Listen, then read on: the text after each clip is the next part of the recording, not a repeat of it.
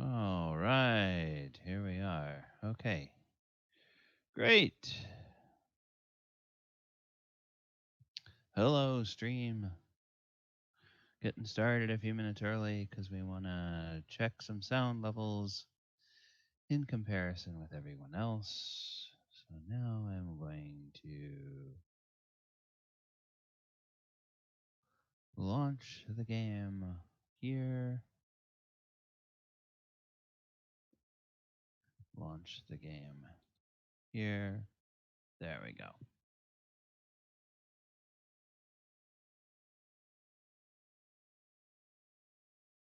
All right.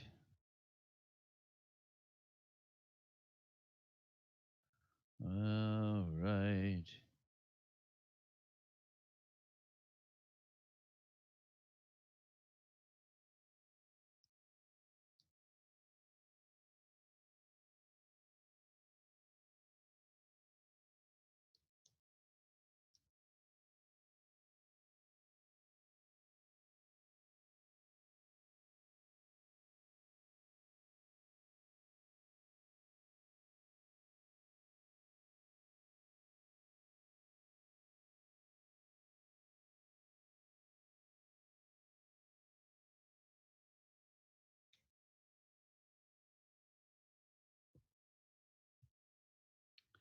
Dum da dum da dum. Okay, everyone will get into the chat. Okay.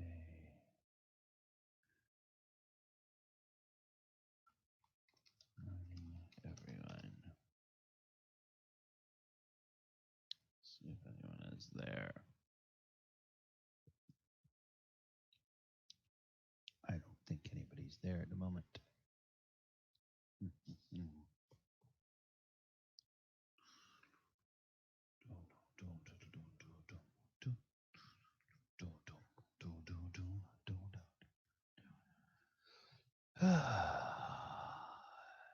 Yes, okay, stream.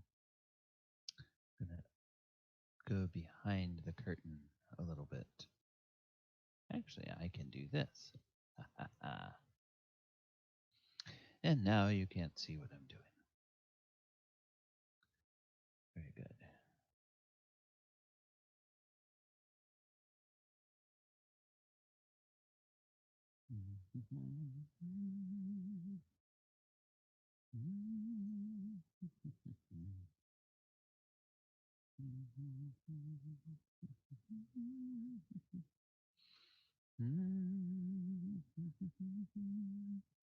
Ba, ba, ba.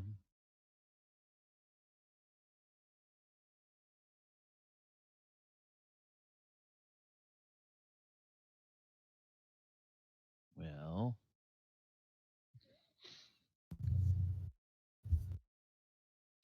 hello, Julian. Hello. How you doing? I'm doing all right. So,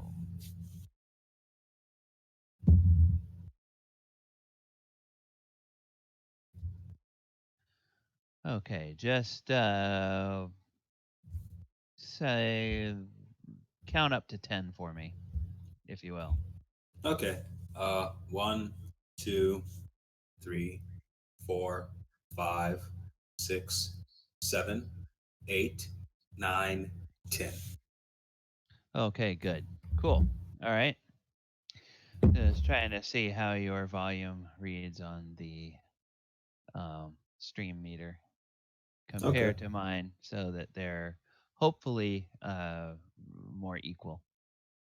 Okay.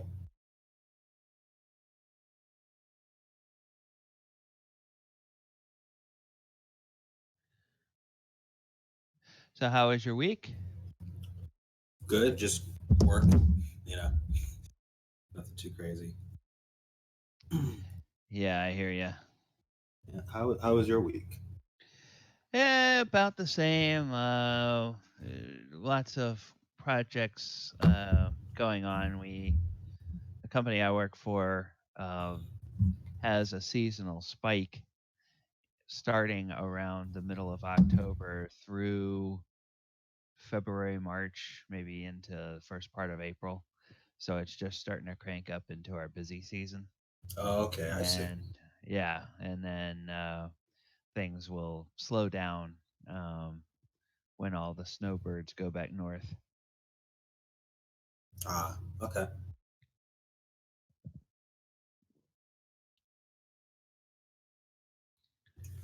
Okay, before we start, I'm gonna go make another cup of coffee. Okay, sounds good.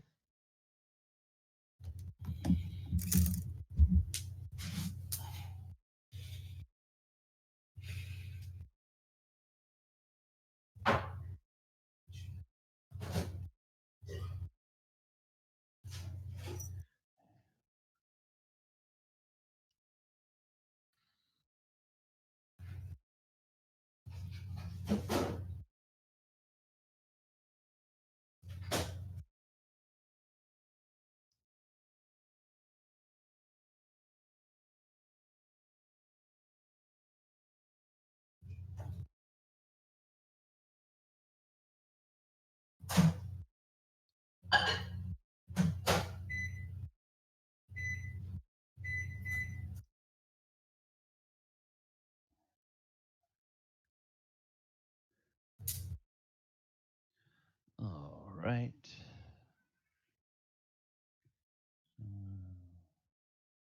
That takes care of Julian. All right, now I need to check my mic. 1, 2, 3, 4, 5, 6, 7, 8, 9, 10. Okay. Yeah. 1, 2, 3, 4, 5, 6, 7, 8, 9, 10. All right. Let's go back here. Let's go over here. We'll go back here. We're gonna move him down to like that. Okay. And then we'll wait for the next person to get on. Do do do. All right.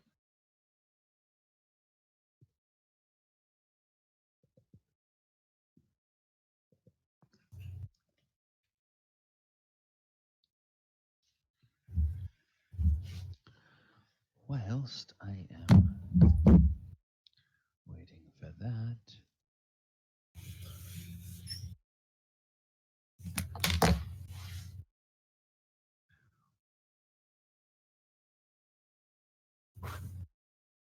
Okay, I'm back.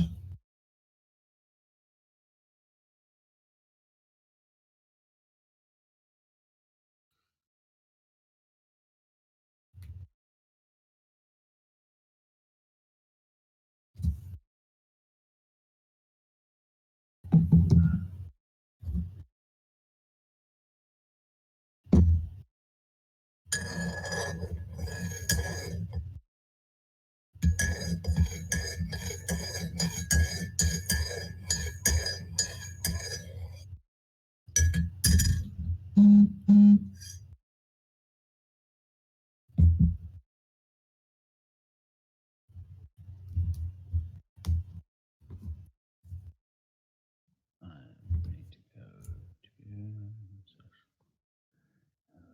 to Reddit.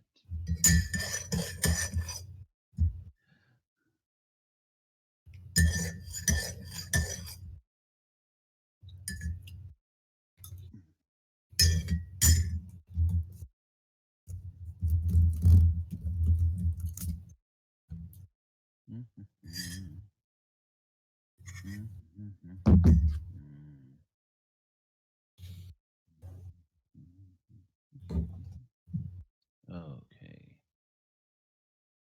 Da, da, da, da.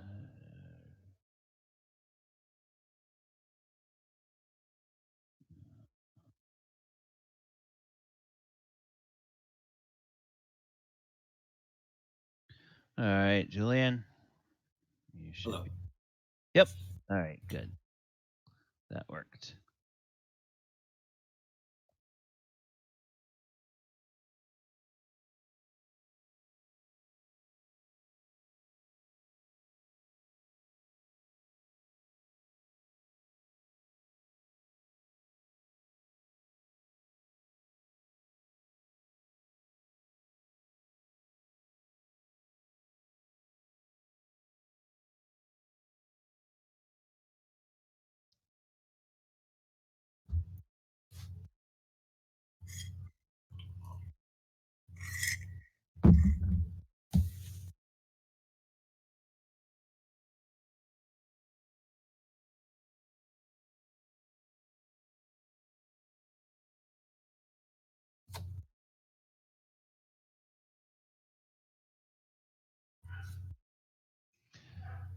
Well, hello, hello. Greetings, gentlemen. Hey, Doc. Doc,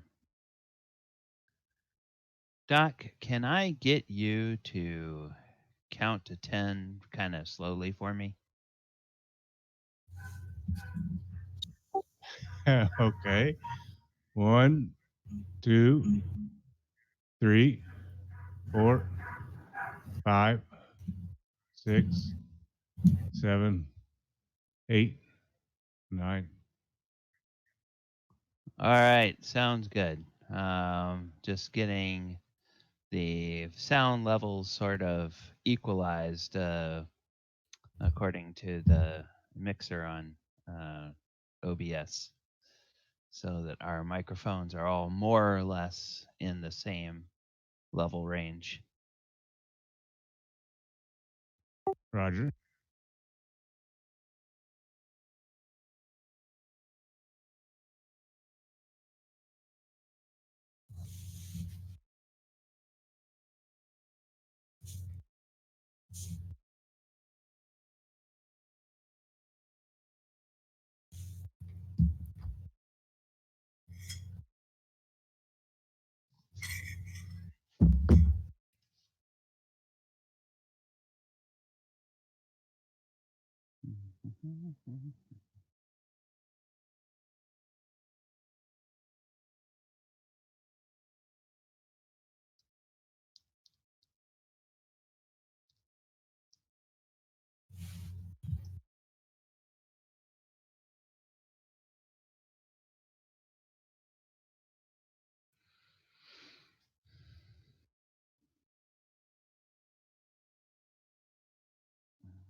All right. And I want to put one more. Okay.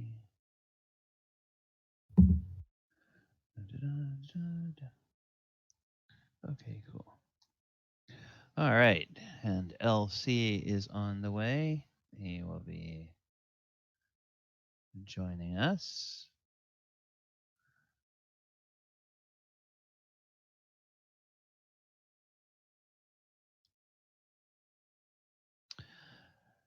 Hello, hello. Hello. How are you Greetings. doing? Doing good. All right, I'm going to finish up one more quick little post here.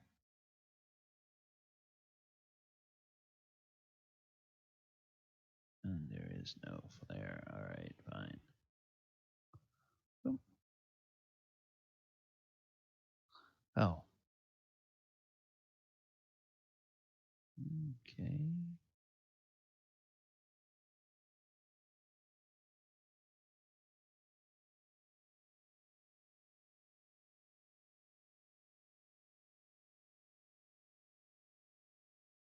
All right. Okay, let me go ahead and go. Yes, back here. Okay, welcome everybody. For the first time, I think we have everybody who is fully registered uh, on the stream at the same time, which is good. LC, can you just real quickly, well, not real quickly, but count to 10 at kind of a moderate pace? I want to see how our volume levels are. Sure. 1, 2, 3, 4, 5, 6, 7, 8, 9, 10. Okay, wonderful. Thank you. Thank you. I think we're all fairly close, at least in terms of the way the levels on the OBS are showing it. So hopefully, when it comes out on the stream, we will all sound more or less the same level, and we won't have some of us really quiet and some of us really loud. So both of you or all three of you, I should say, have been through a little bit of the same scenario. You have both had a chance to be in the Inn of the Welcome Wench, and while you were there, you met with several members of the village council. Ooh, hey, Julian, could you put your mic on mute? Because every time you move around, it's a lot of banging and bumping around. Oh yeah, no problem. Okay, sorry about that. Um, and I believe Cyran, that is your character, Elsie. Is that correct? That's me. Okay. One thing I want to ask for everybody who is in the inn, which now should be everyone, are you all able to see the labels of the names on the tokens now? Yeah, I can see them. Okay. Doc and Julian, you guys can see the labels on your own tokens as well as the other NPCs and the other PCs. Yeah, it looks like it. Okay, wonderful, wonderful. All right, well, we're going to pick up kind of as a hybrid between the last two sessions. And Elsie, we're going to start with you. We're just going to say that through some sort of strange uh, dimensional time warp, you talked with the members of the village council, and you didn't notice anybody else there. And you came back out into the common room, and you chose a table, so you can go choose any place, and you just sort of sat down. And a while later, you saw two other people emerge from um, what looks like room 3 over here. Um, the first two people that came out were this drover um, and a merchant's guard, and they sat down over here. Then after a while, the serving wench came out, and she went back over here to the kitchen. And then a little while later, Devlin and John, the two of you emerged um, after the end of your dice game with Spugnor.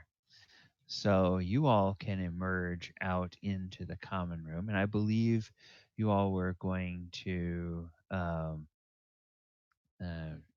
think about having a discussion. But as you emerge into the common room, you now see a new figure sitting at the table. So you guys can come on out there. And LC, can you describe Cyran a little bit? What do these two gentlemen see?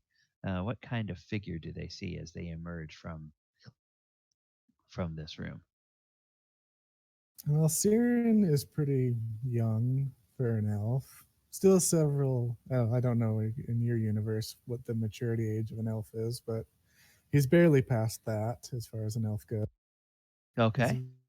dark black raven hair, and he's just sitting at a chair, kind of leaned up with a small glass of wine he's sipping on.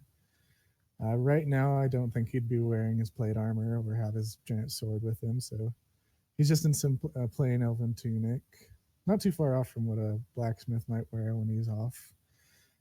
But he looks pretty unweathered, pretty unexperienced for the most part. Just kind of a. He'd be pretty unassuming for the most part. No one really expect much from him. Okay. And I'm just going to say that Devlin and John, you guys sort of pick up on the fact that kind of the way the regulars not pictured in this image to avoid clutter.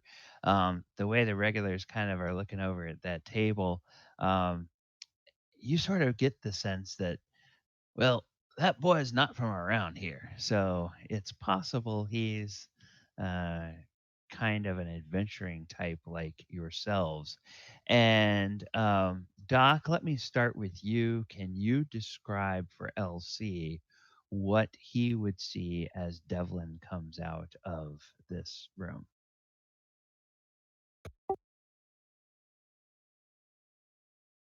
Up, up. Uh, we're not hearing you, Doc, if you're trying to talk.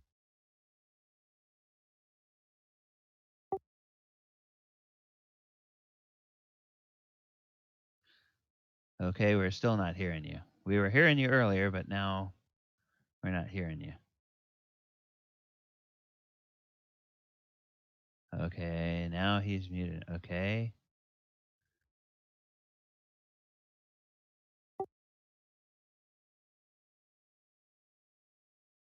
Try again. We're still not hearing you. That's weird. It was working just a few minutes ago. Nope. We still don't hear you.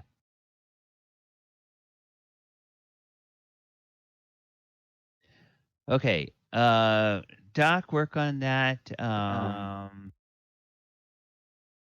And Julian, uh, what would LC see, or what would Cyran see as John comes out of the room there? As John exits the room, you would see an average sized male with kind of like just darkish brown hair, looks a little tired, wearing extremely plain, like almost commoner's clothes. A little emaciated, just he's not a very big person.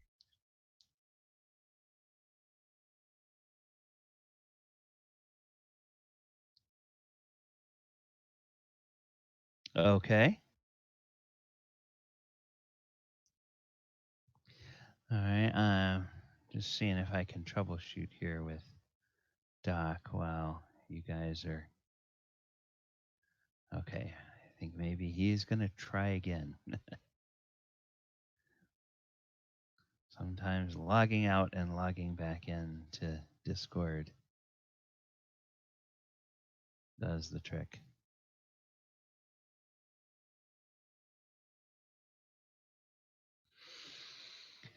All right. Well, we'll give him a few minutes to see what comes out. So, LC, how was your week? Well, we're It's waiting for been Doc to pretty go. good for the most part. It's fall break and I work at a school, so I've had the past couple days off. Oh, nice, nice, nice.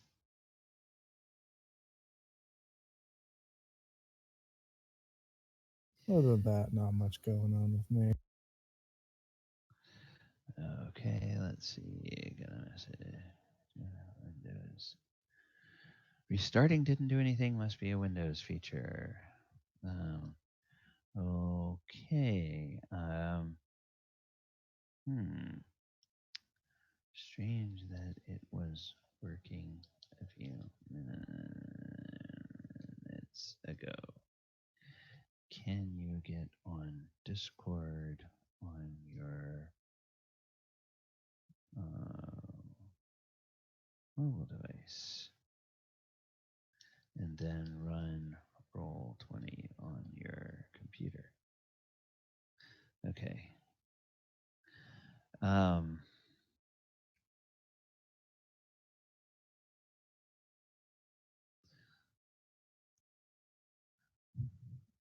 All right, so we'll see if Doc can get in an alternate way on the voice.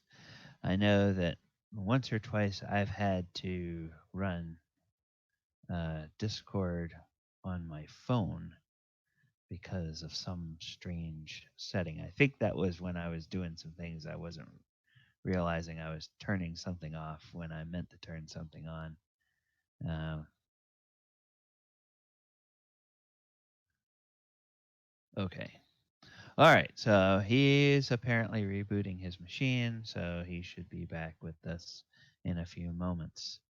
Um, okay, this gives us a chance to talk a little bit. LC, did you have a chance to take a look at any of the uh, skills and see if there were any of those that you wanted to add for your character? I see you've added the smithing for craft. You have a couple of others available if you wanted to add any more from that list that I put in Discord last week. Right. I think the other one I was going to go for was the herbalism, or what was it? I can't remember the name of it now. Oh, okay, yeah. Yeah, there's a couple of those. I'm going to go back to my tables over here, skill list. Yes. Yeah, there's an I think it was alchemy I was going for. yeah, there's an alchemy there. Yes. And then there's also, it's kind of interesting this in this edition, and I think it continued into second edition and maybe even into third, that the healing skill actually allows you to mechanically, through um, applying the skill, allows you to restore hit points. Um, and the caveat on that is you can make one attempt at restoring hit points per PC per wound. And wound is in quotation marks because the way it's described, uh, that it's that each combat is considered a separate um, injury situation. So if you get a nick from one combat, you can go and use the healing skill on that and possibly restore the person back to full. And then you go in the next room and you have another combat. Well, at the end of that combat, you can use your healing skill again on that character and restore those. But um, it's supposed to work such that if you try the healing skill on the wound against the goblin in the first room and you fail, and then you get injured, that same person gets injured by an orc in the second room, you can try to heal the wounds from the orc, but you can't go back and try to heal the wounds from the goblin. So either somebody else would have to use the healing skill, or um, they would just have to heal those hit points over time or with a potion or something like that. Um, and all right, so Doc, are you back? Can you hear me? Yes, we can hear you. Okay. All right, wonderful. Yeah, it turned out to be a Windows update that forced a Steam update and forced a Discord update. So, yeah. Oh, okay. All right. Yeah. Yeah, those are always fun when those happen, especially in the middle of a game. All right, good. So we'll try again. You all have come out of that room, and what will Cyran see uh, when he sees uh, Devlin? Well, he's a gentleman that he looks like maybe human or half elf or something, but he's tall and slim. He's about maybe 5'10". He's not that tall, I guess, but he looks rather tall because he's wearing some high heeled boots and a top hat. He's got long dark hair and a goatee. He's clad in black leather, a long black jacket, kind of looks like a trench coat. He has his collar turned up, and kind of a flamboyant aura about him. Okay.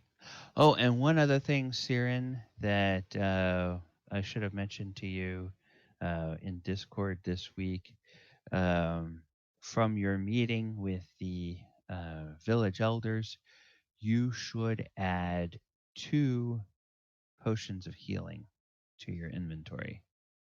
Because that is sort of the down payment that they are giving to adventurers for helping them deal with this issue uh, that they described to each of you.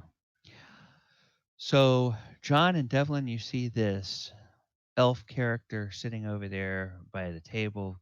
Clearly, he's an outsider, um, not armed and armored, but kind of looks like he's a bit handy and doesn't look like he's from around here. So, what would you guys like to do?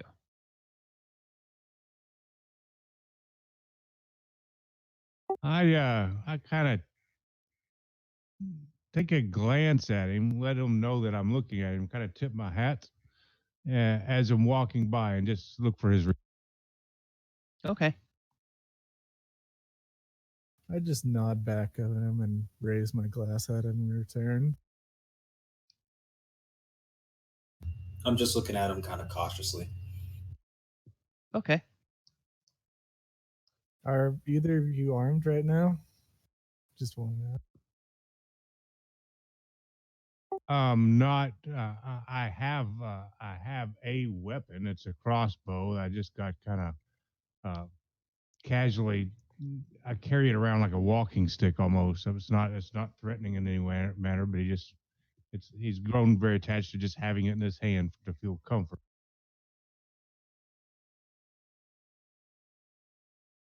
I have my quarterstaff. It's kind of on my back at the moment.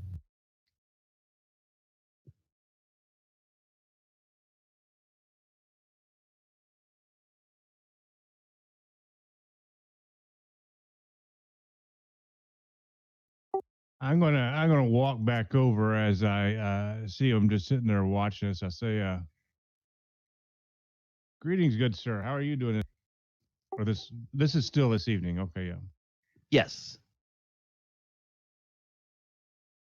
Well, hello to you, Um, my friend.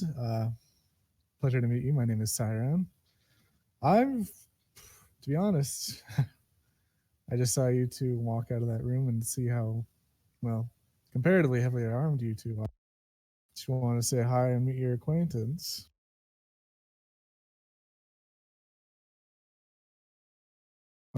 we just struck up a bit of a bargain with this gentleman here. You don't look like you're from around here, right? Look like you're fairly new. No, I come from far away from here. I actually struck off from my home looking for a bit of adventure around here. Got tired of the home life and decided to shake things up a bit.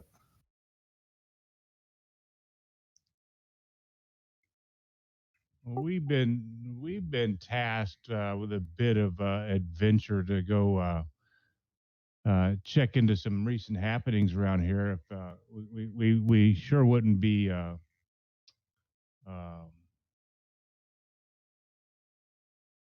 afraid to have some more help in what we're checking out here. If you're interested, we could all talk to the gentleman who has hired us. See if he has any problems with more company. Well, well, I regret to inform you that I've already been hired by a fine gentleman named Elmo. I'd love to accompany you on whatever you have planned, but I already have business to deal with some bandits later. It turns out we were talking to Elmo as well about maybe the same thing. Um, do you happen to know anything about a gentleman named?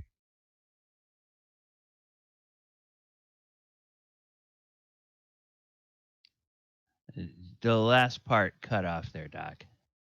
I said, do you recall another gentleman in any discussion named Zer?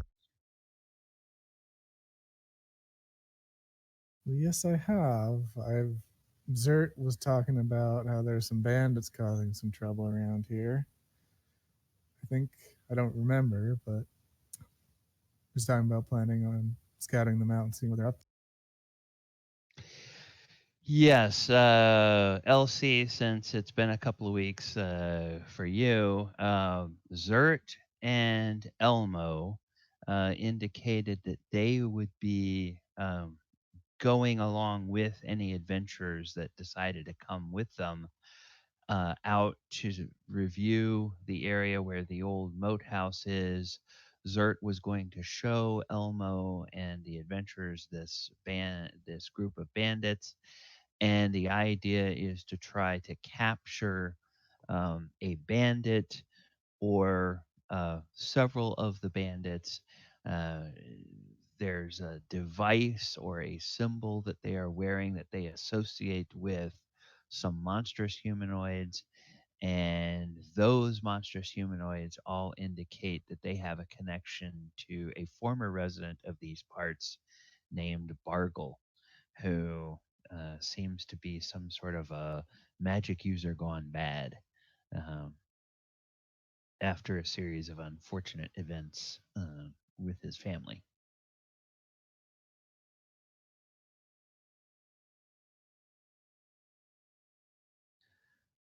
All right. Yeah, we were going to go talk with this Zert fellow and then follow along here and kind of do some investigation um, with. Let's see.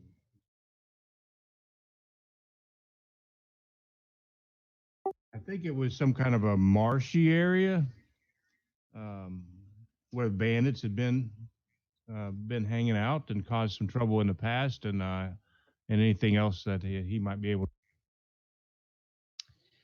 Yes, the moat house is in kind of a marshy area. Uh, they were telling you.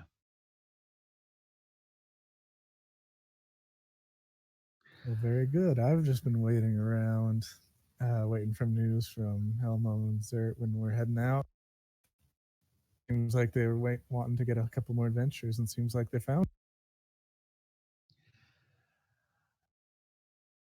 Yeah, we had talked to him about meeting us in the morning. I had a quick errand to run, uh, probably in the morning, and then we would head out from here in the morning. That sounds like you want to join us.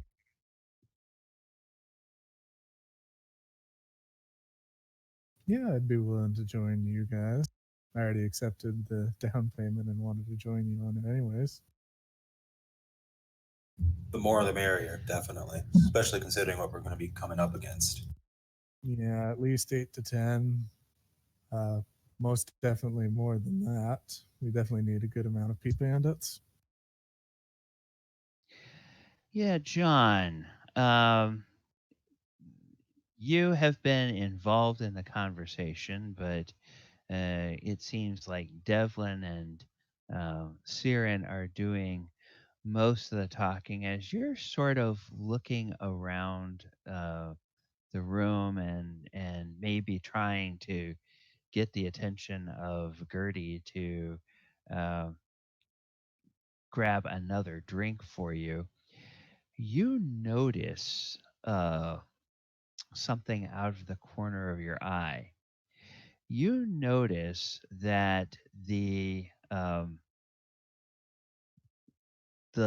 caravan driver and the merchant's guard that had been gambling with you, this Furnock over here and this Wendell over here, as they're kind of sitting at this table nearby.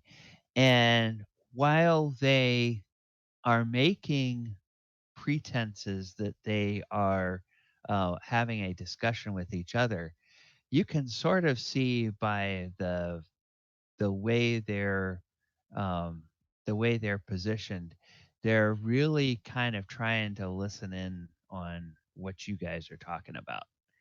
Um, it seems like they're taking more of an interest than you might expect them to in what's going on. So I don't know. Uh, you are the one who noticed that at the moment, uh, and I don't know if you want to say anything to your companions about that or not. Yeah, definitely. I kind of motioned to Devlin and whispered to him, "Hey, I think I think those two are listening in on our conversation. I think we should go someplace else and discuss it a little bit more thoroughly." Um, sure. Could you give me just a moment, and I wave my hand over up in the air to Gertie, and with a symbol, two fingers I'm holding up and pointing at the table with Furnock.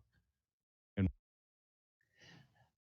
Okay, well, she gives you a little nod and she disappears back in here, comes back with a couple of mugs, and she fills up 2 pints with some ale. Um, you notice that she filled it not out of the particularly good ale that you asked Nira for, but earlier, but kind of out of the well brand, if you will, the well brand ale, and so she brings that over.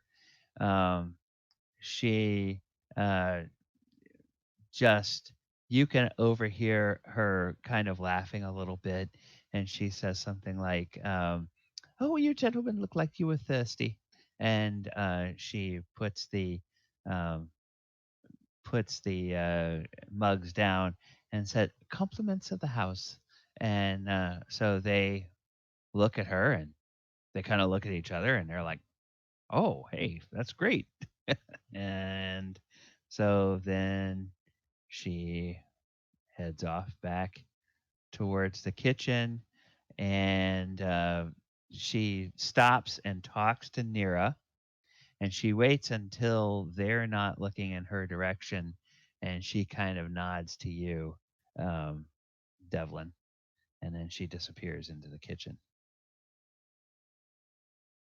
so I kind of whisper to Cyran and John. John knows probably kind of what this is about, or at least what I might be up to. But I'm like, let's see if I can see what they're up to here. Give me just a second here, and I walk over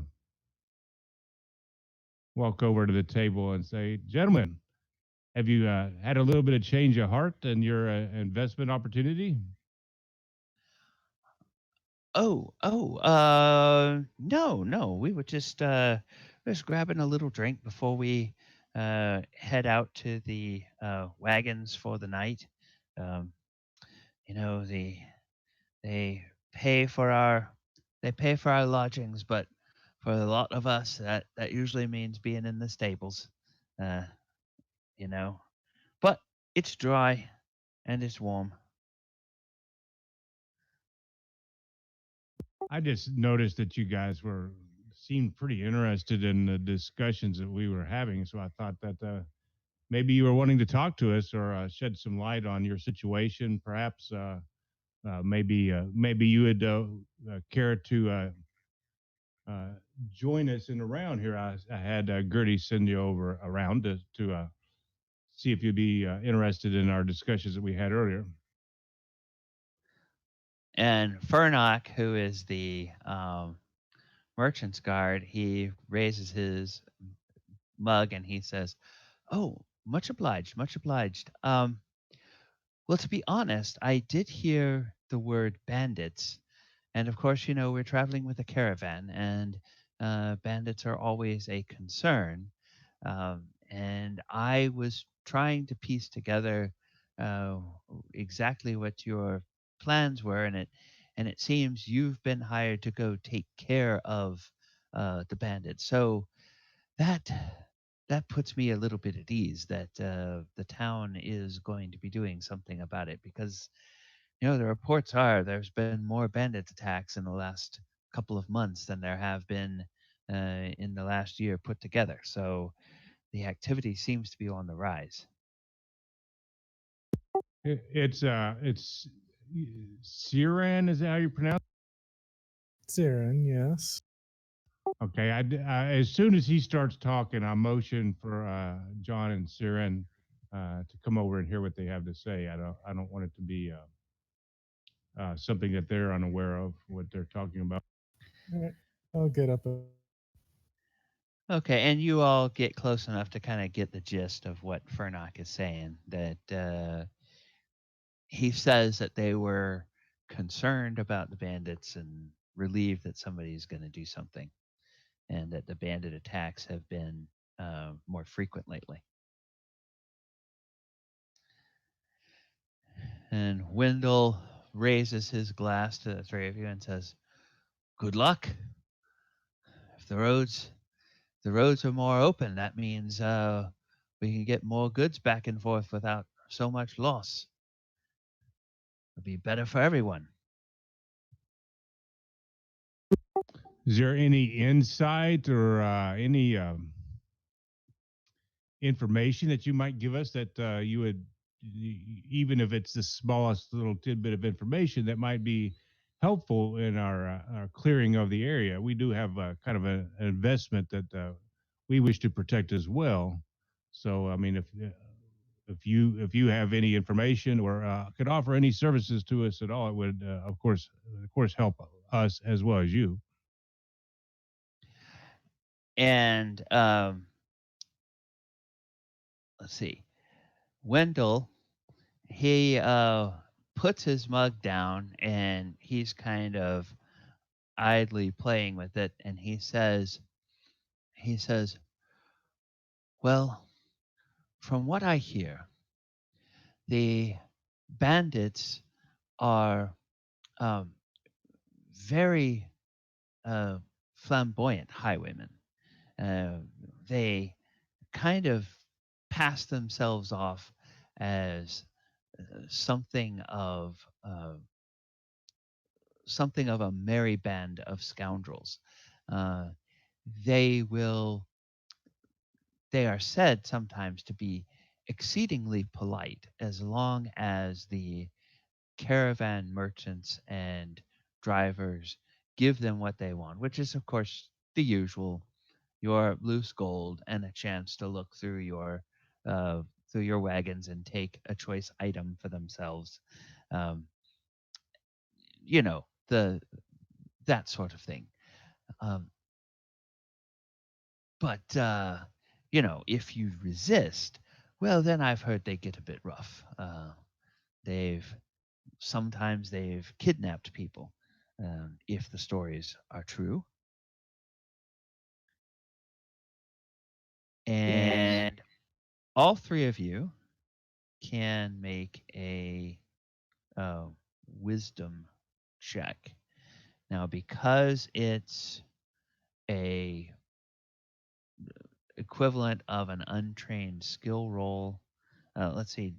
Did any of you take detect deception? I don't Nope. think you did. I Okay. don't I don't think so. Okay. So go ahead and make a wisdom check, and we'll see. Okay. Yeah, Siren, natural one.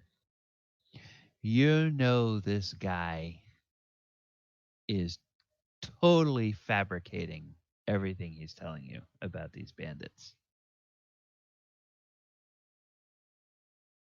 Interesting. And John, same with you. I'm let's see, what am I doing wrong? If you go to your character sheet, you open your character sheet and you click on the wisdom, it should roll the wisdom check for you. So you Yeah, may have to. it's under the main where you say wisdom. You just click that. Click wisdom.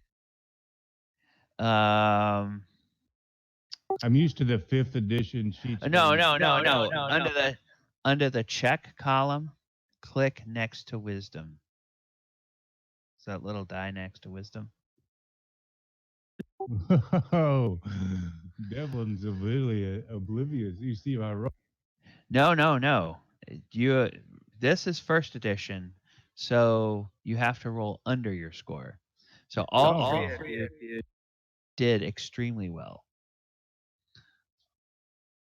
So you all know what the others, or you all know that Wendell is lying through his teeth. How are they dressed? Are they like dressed as peasants, or do they have like actual armor on? How do they look? Wendell, they are both dressed to match exactly what they seem. Wendell is dressed like a um, caravan driver, exactly what you would expect to see a um, driver of a caravan wearing. Not really, doesn't really have any armor on. Um, you would presume that he probably wears like maybe a leather jerkin or something like that um, while he's on the job, but now he just has sort of a rough spun linen shirt and linen breeches and some boots. He's got a dagger at his belt, and it looks like the kind of dagger that in a pinch he might fight with, but he also might probably use it to cut his meat. It's just sort of like a utility dagger. Furnock, uh, he has his leather breeches on that are part of his armor. Again, he doesn't have any armor on up top. It seems more like he's just um, dressed in his uh, linen shirt, which is kind of baggy. It looks like he's got a. Let me just make sure what he has on him. Um, Furnock.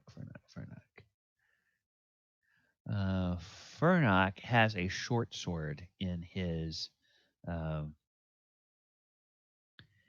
in his belt, and then let me see. Okay. Um, yeah, he's well, I'm gonna give this to you. It looks like he has um, his linen rough spun on, but you can kind of see a little bit of a glint of metal underneath that rough spun shirt. So it's kind of interesting that he'd be wearing a shirt over something metal. But whatever it is, it's not very bulky. All right then. So I'm going to when I kind of think that he's lying, I'm stepping back just a little bit. I'm like, gentlemen, if you give me just a moment, I need to uh, talk with my compatriots here for just a moment about the current situation. See how we might handle it with the information you've given us. Okay. So, kind of under my breath, say, John and Sharon, what do you think? You guys got ideas how we might handle this? We travel along, try to maybe hide in their cart that they're using, and even if we could offer them that we're going to join travel along with them, or we could follow along behind them, see where they're going. I mean, what ideas you got? I think at the very least we should let Elmo and uh, Zert know about these two. I'd bet a good amount of money that these guys are either the bandits or working. I'm gonna have to agree with that. As of right now, I think we should try and keep them talking. I think usually there's always a kernel of truth at the bottom of a big lie like this, so maybe they'll spill something that's useful. You could also give them some misinformation about what we're up to. Maybe you two keep talking. I'll go see if I can find Elmo and Zert and let them know what's what. That's a good idea, especially being we weren't going to meet them till tomorrow, and these two could be gone tomorrow when we're trying to meet up with them. So yeah, we'll keep them talking for a minute while you can you can see if you can find those guys. Yeah, it's a great idea. Okay, LC, when you had come out from the meeting, you had later seen that the dwarf and the cleric and Elmo had all left out the front door, but Zert had actually climbed the stairs and gone up to the second floor of the inn. So he had gone up these stairs over here. Um, like he was heading up towards the upper floor of the structure. All right, I guess I'll walk up to the innkeeper. Excuse me, sorry to bother you, but would you happen to know what room Zert is in? I need to speak with. And Nera looks and says, "Oh, yes, lad. He should be right upstairs in room number. Okay, I believe it's room number 1. Yes. So first room on the left at the top of the stairs." Thank you kindly. And then I'll head up over to room number 1. Okay, and what I will do, we will just for a moment through, we will pretend that this private dining room over here, number 2, is actually at the top of the stairs in um, Zert's room. So I'm going to grab him off the GM layer, and I will put him in this room. Okay. And you get up to the top of the stairs, and I'll just knock on the door. okay. And you hear a couple of footsteps come over, and you hear a lock unlock, and the door opens a crack, and you see Zert's eye peek out, and then he notices you, and he steps back. Um, as he does step back, you notice he just kind of has his hand resting on the hilt of a sword, um, but he smiles and uh, as he opens the door, and he says, "Ah, Cyran, yes, come in." And I'll step in the room. he steps away from the door. All right. So he says, "What can I help you with?" Sorry to bother you, Zert, but while we were in the tavern, I met the other two people that you hired for the job. Oh, But splendid. while we were discussing the details, there were these two gentlemen in the bar that seemed rather interested in our conversation. Uh, Really?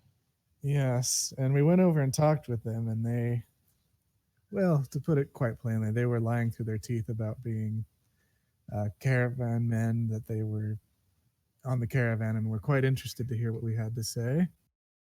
And looking them over, one of them at least is wearing probably some chainmail underneath his uh, caravan outfit, and they're both moderately armed. we were guessing that these were either men working for the bandits or bandits themselves that seemed to be interested in what we're up. Oh, now that is interesting indeed. So, what did you get any names from them yet? Yes, one is a man named Wendell and the other is Furnock. Oh, yes. I believe they did come in with the caravan uh, earlier today, from what Nero was telling me. Um, they came in along with um, uh, some other snazzy-looking fellow, um, S- Spinknor or Spugnor or something like that. Um, I haven't met him. I haven't met any of them, but they were all on the caravan, at least coming in. So yes, they may well be inside men working with the bandits.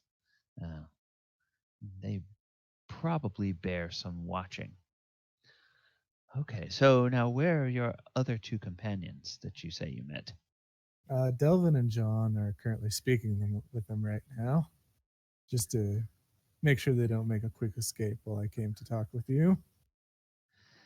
Ah, very good, very good. Well, um, I would caution against making any sort of rash judgments tonight, but I will definitely let Elmo and the other members of the village council know tomorrow morning. Um, they can probably find some sort of reason, maybe a report of a blockage on the road or something, to keep the caravan in town for another day. Um, and then we can go and do our scouting. And perhaps if we use their names, uh, yes, perhaps if we use their names, we might be able to get some information out of some of those bandits if we come across them. At least, at least that would help us to identify whether they are indeed working with them. Very good, very good. Okay, well, thank you, Cyran, for bringing this to me. Yes, thank you as well. And I guess I'll just head on out. All right, yeah, he says I'll see you I'll see you all in the morning. And it as you head out, it looks like he's getting ready to put a jacket or something on. And you come out, go down the stairs, and return over towards the table. Now, while he was gone, John and Devlin, what was your conversation with Furnock and Wendell like?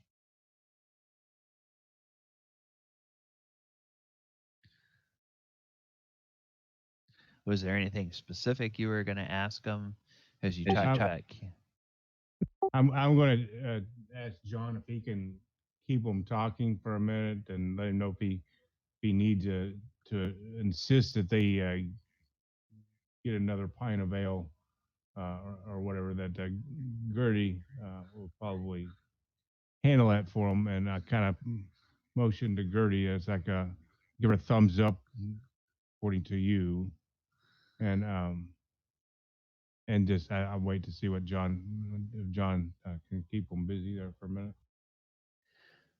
Okay. Yeah, I sit down at the table to try to make them more comfortable and seem more friendly, and then I turn to Wendell. I said, "So tell me more about these polite bandits. Do you what else have you?" And he actually, I'll ask you if you can make a. This is going to be, I think it's under charisma. Yeah, make a uh, deception check. So that's going to be a, unless you have deception trained, That'll just be a straight charisma roll.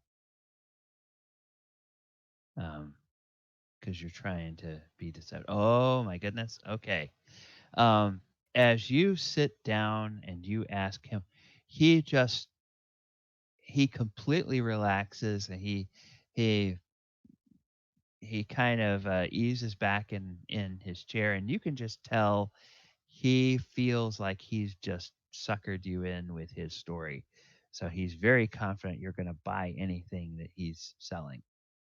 So he starts telling you um, about the fact that um, from the stories he's heard, of course, from other caravan drivers, uh, these bandits claim um to have migrated out to Oshator from the um, from more to the center of the empire, where they had been working in the cities, but the it got a um, little bit too uh, hot for them there, and because they're so confident in what they do, these bandits, that they kind of tell a little bit about themselves.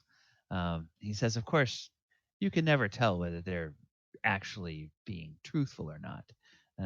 Bandits are bandits, but they spin good stories, uh, and it seems that sometimes even some of the ladies on the caravans uh, fancy some of the bandits, but of course they act like gentlemen, and they don't ever take advantage of any of the women.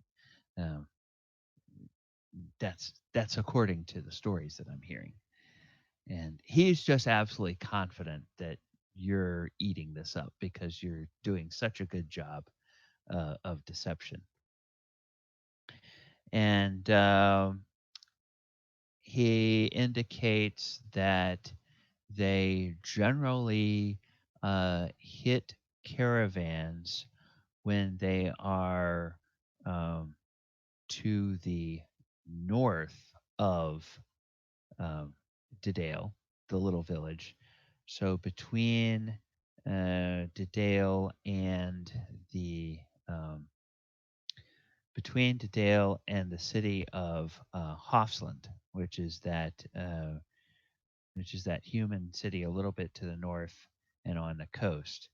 Now, the information you all had received from the village council is that these caravan attacks were happening to the south of the village, in between the village and the keep.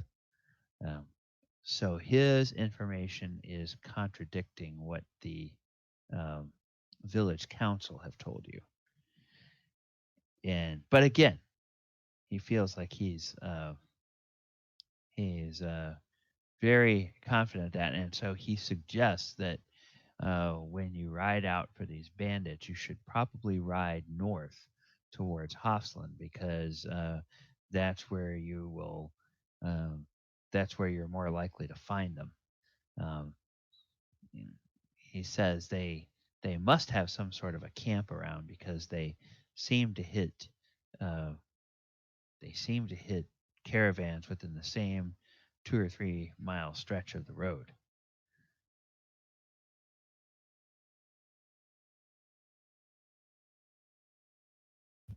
You seem to know quite a bit about the origins of this group. How did you hear about?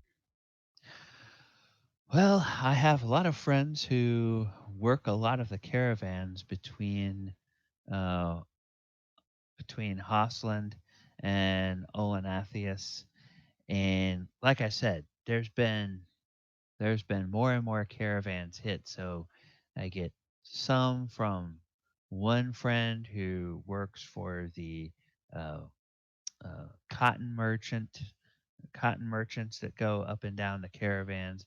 I get some information from um, uh, the vendors that are carrying lumber. I get some information from the drivers on the caravans that are carrying the pelts back and forth. So, you put a little bit together here and there. Everybody knows a bit of the story, and it all starts to come together from what people are telling. Uh, there's no shortage of drivers who have had to put up with these robberies, and you know, uh, a a bandit can be kind, but at the end of the day, he's still taking your gold, and that still means that you're getting less in your pocket when you get home to try to give your to your family. So I just hope that now that we've reached this far, we're going to be able to make it down to Olenathius safely without getting hit by any of these bandit attacks. Oh, I see. I see.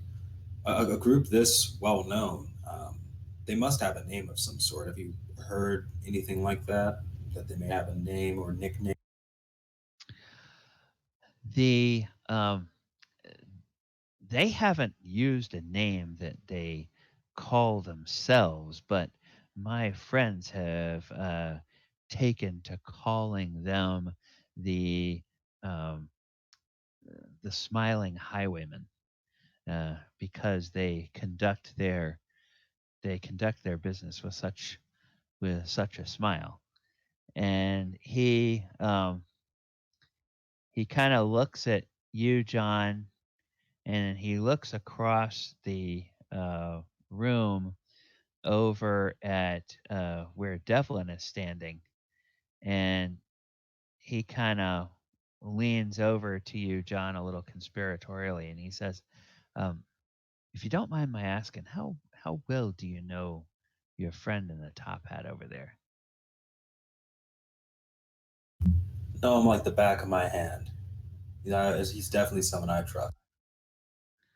Oh, oh, okay. And then he looks over at Furnock, and he kind of acts a little bit like he wonders if he's got this expression on his face, like he wonders if maybe he's suddenly said more than he should.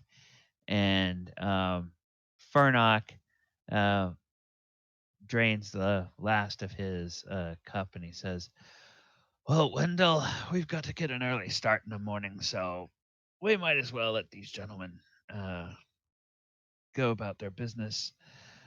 I think it's probably time we head out to the stables and turn in." And Wendell says, "Oh, oh, good, good.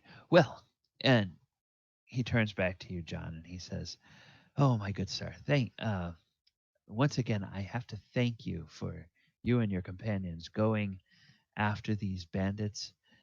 The merchants in Hofsland and Olenathius, they will be so happy to know that this menace is being cleared up. Um, you are doing a great service for the kingdom and for the empire and for the commerce of us all. Um, thank you. Thank you." And he's trying to seem very sincere. Um, so they look like they're getting ready to get up and start to head off. Now, are you gonna how how is John, Devlin, and Cyran? How are y'all gonna respond to that, or are you gonna respond to that? I basically hold up my hands and go, "Wait, gentlemen." And I whisper to them. I kind of look nervous. I go, "Is there something you know about Devlin that I don't?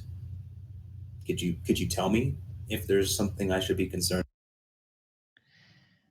And um, Wendell Wendell looks, kind of glances over at Devlin and glances back at you, and he says, "Well, I'm sure it's nothing.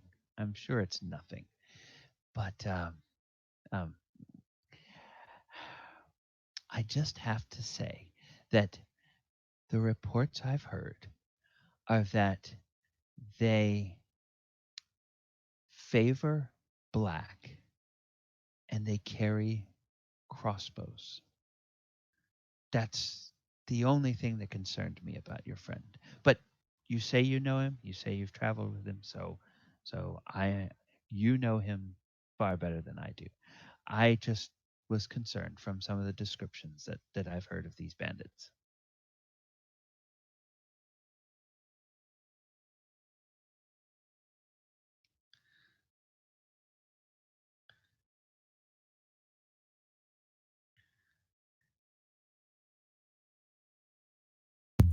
I nod and smile and say, "Well, thank you for your concern. It's appreciated."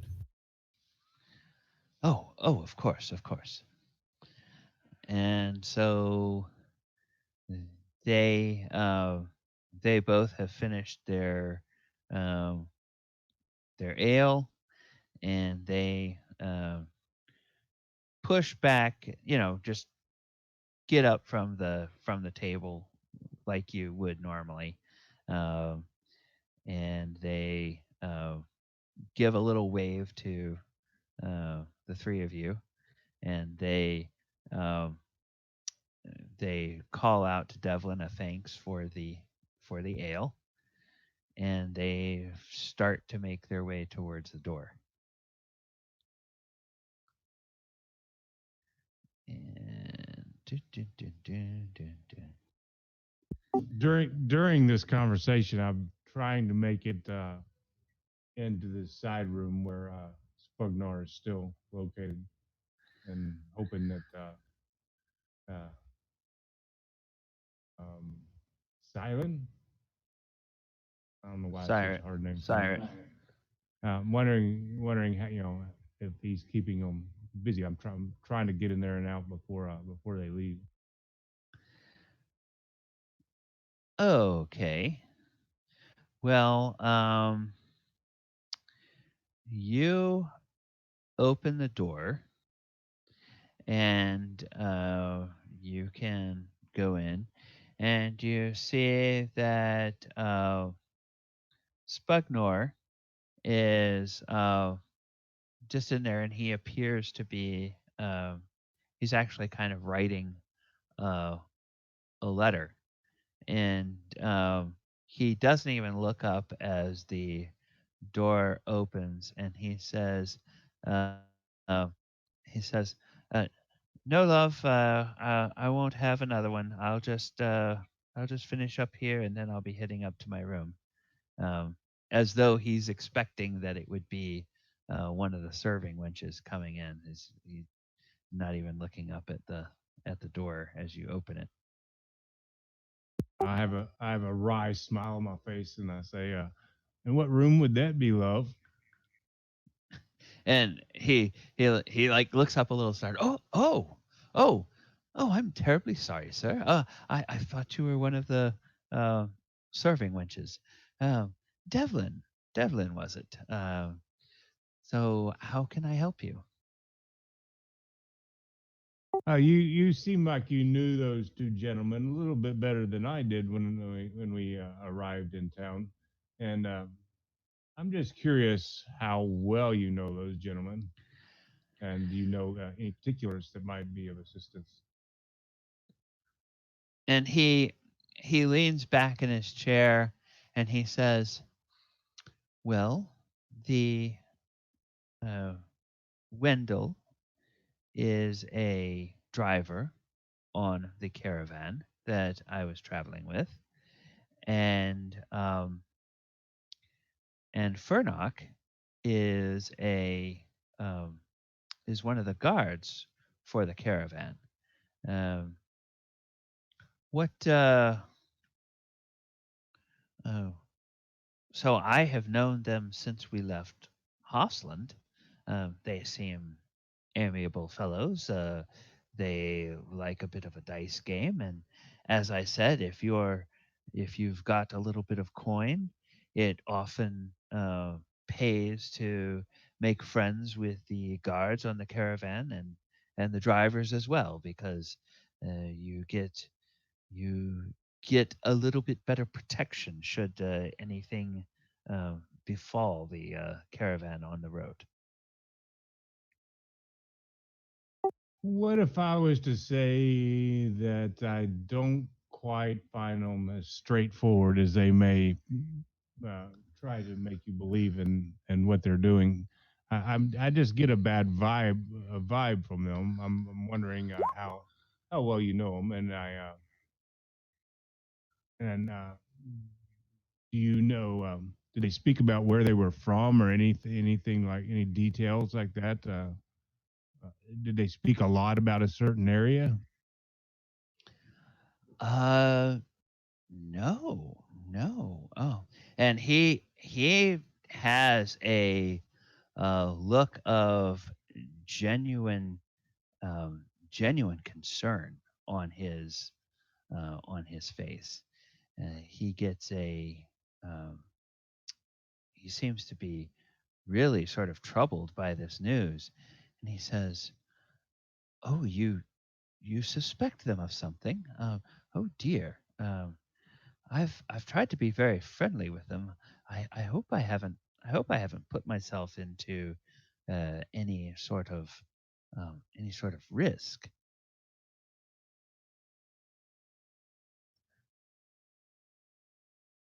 I don't think it's an immediate risk or anything, but it may be a good idea to keep your eye out.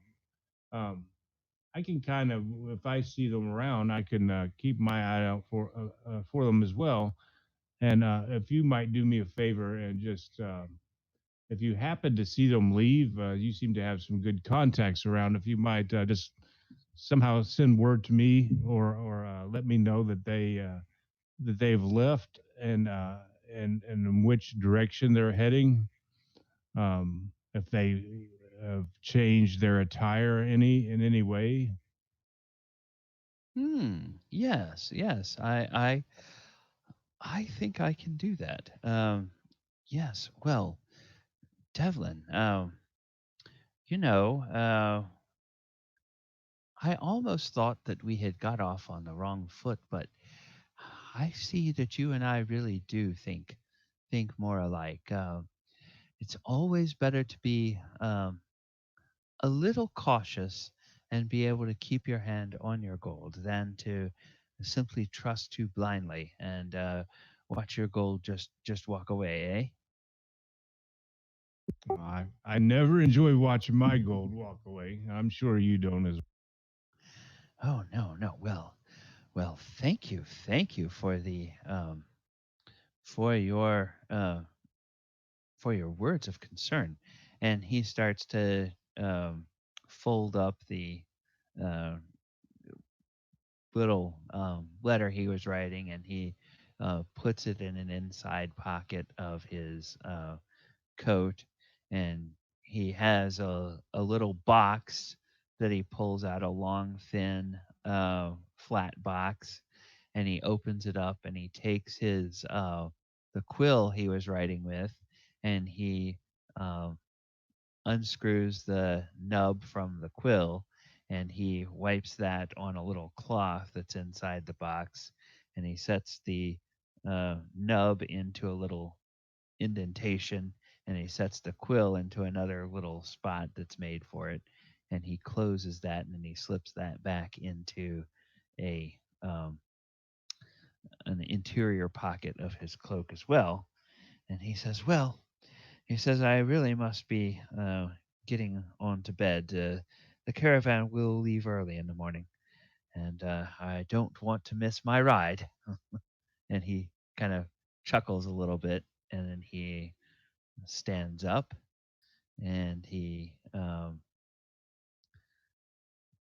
starts to make his way towards the door, unless you are going to try to yes, stop sir. him.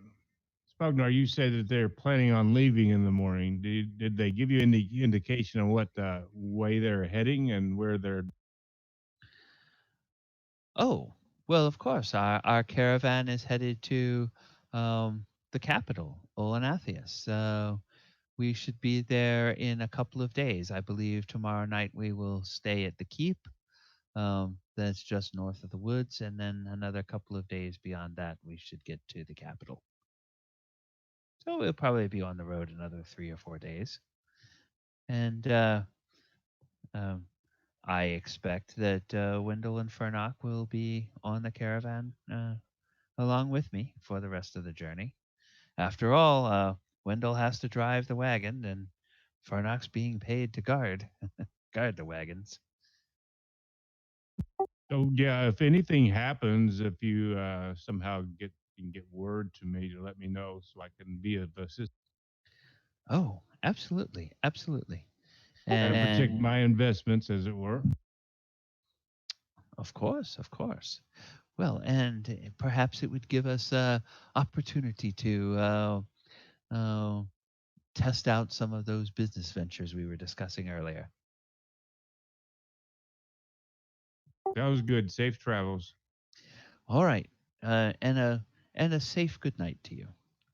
And he gives a little bow, and he heads out, and you hear his boots heading up the stairs as he goes towards his room. Okay. And these guys have gone on out. And Fernock. I didn't catch them before they got out the door. No, because you were talking with Spugnor. All right. So I look at John and Cyran to see if they've concluded their business, and maybe we we could chat for a minute, or I don't know if Cyran has got a room. John and myself have got a room so far. Yes, at this particular establishment, um, there's a couple of different levels of accommodation. Um, there is a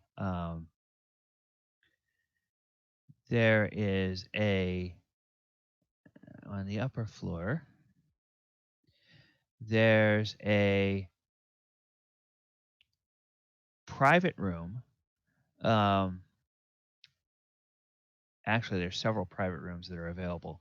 One of them will sleep one person. Has one bed, and it goes for 5 silver a night.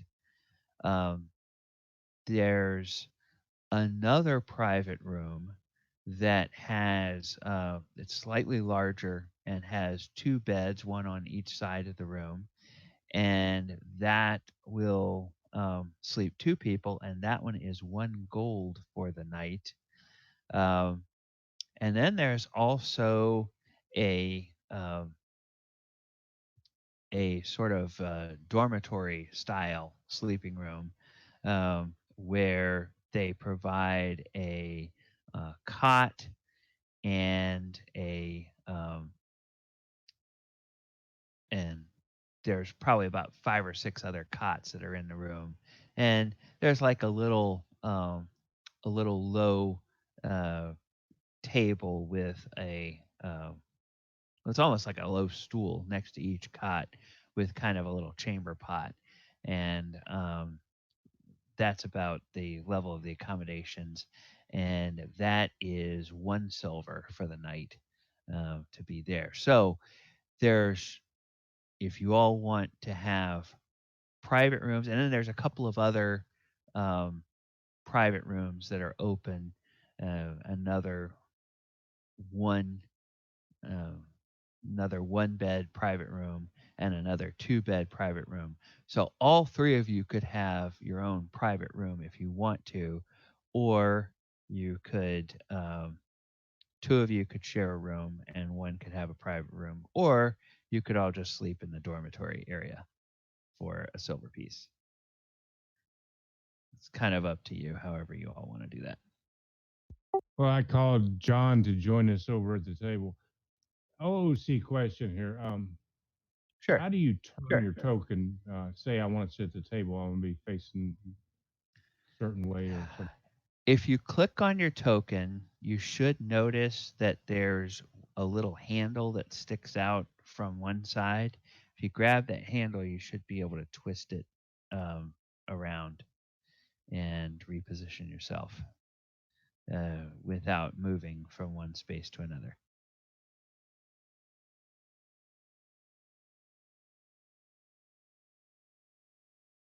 Yeah.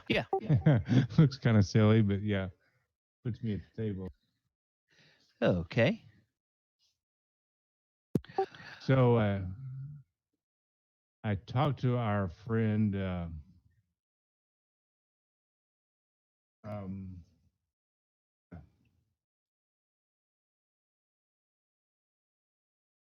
Bugnar, and it seems that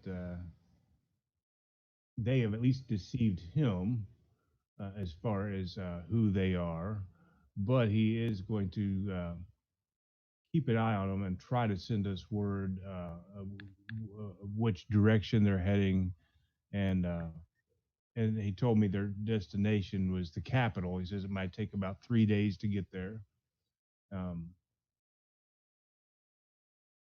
Any information you guys have gathered that might be helpful?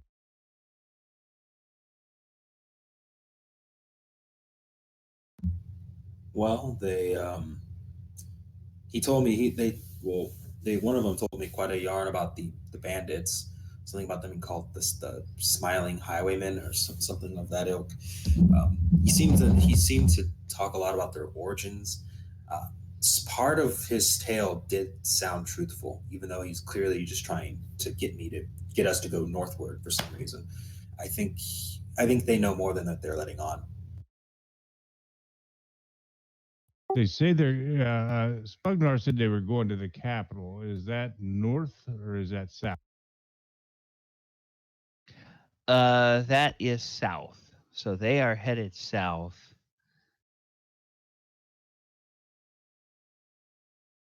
Yeah, I was trying to after I found out a bit of information, I was trying to come out and propose that we travel with them, maybe hidden away in their wagons. Uh, Not necessarily to achieve that, because I know our fellow is wanting us to meet him in the morning and to let things play out a little bit, I think. But just more to get a reaction to see what they would say if we suggested us riding with them as more protection, just to see what they reacted. But it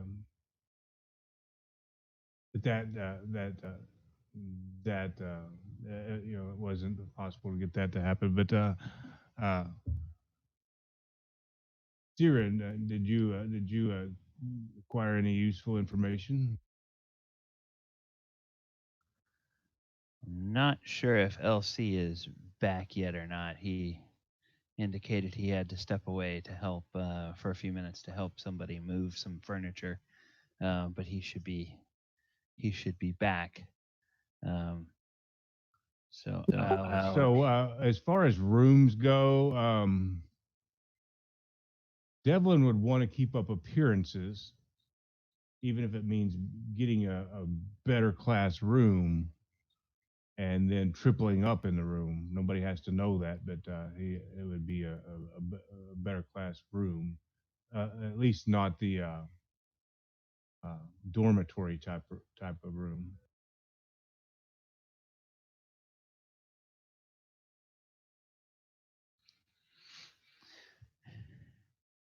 yeah, so you guys essentially it would cost you each 5 silver if you wanted to have one of the private rooms, and that would either be 2 people paying 5 silver to have one of the rooms with 2 beds, or 1 person paying 5 silver to have a private room of their own. And there's enough of those. Um, and if you all wanted to, get 2 rooms and then everybody sleep in one, well, then somebody would just roll a sleeping mat out on the floor. Um, and you all can decide how you want to do that, if that's what you wanted to do. What do you think, John? Just for our appearance sake, if we get a nicer room, or it doesn't have to be nicer, just as long as it's not the dormitory style room. Um, I'd be glad to sleep on a mat or whatever. It's just for appearance sake, and I'd be willing to pay 5 silver. Yeah, I would be too. Who knows when those two would come back in here? Um, Forgive me, but I'm a little on edge because of them. Sorry, anything that we can do to keep up appearances would be best. Great minds think alike. So I don't know if Gertie would be the one to handle it or the innkeeper. Um, Yeah, either one of them would be able to handle that for you. Um, so they determine that uh, you guys want to get, we'll just say that for the 2 of you at least, you want to get one of the rooms that has 2 beds. And so they each give you a key to room number 4. It's got kind of a little wooden, it's a old style key. It's got kind of a wooden fob on it that has um, the number 4 etched into it. Um, looks like it's been carved in there and maybe uh, burned in a little bit, charred in to keep the wood from, keep the wood from rotting where it's been cut. And so they hand each of you that key, and then when LC gets back, we'll figure out what he wants to do. Speaking of when people get back, we've been going for almost an hour and a half, so this strikes me as a good time to go ahead and take a bit of a break. I have 25 after the hour, so why don't we take 10 minutes and I will let LC know that we're on a break and we'll be back at 35 minutes after the hour. And hopefully by then he'll be done with what he needs to do and we will be able to pick back up from there. Sounds good. All right. And I'm going to put on, if you've got your speakers up, I'm going to put on a little bit of the background music from Roll20 while we're away on break. Good. Background music is good for role play. So yeah, feel free anytime to have background music.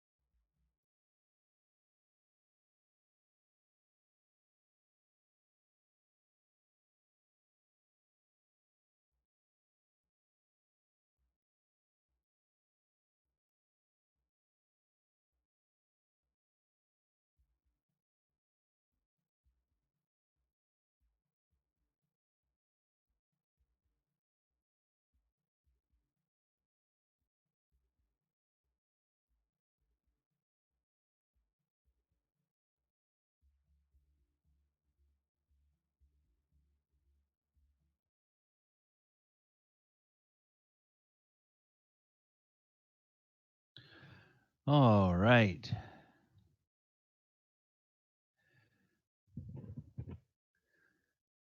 Okay, I have 35 after. Is everybody else back? I'm here. Yeah, I'm here. Oh, okay. Wonderful. Wonderful.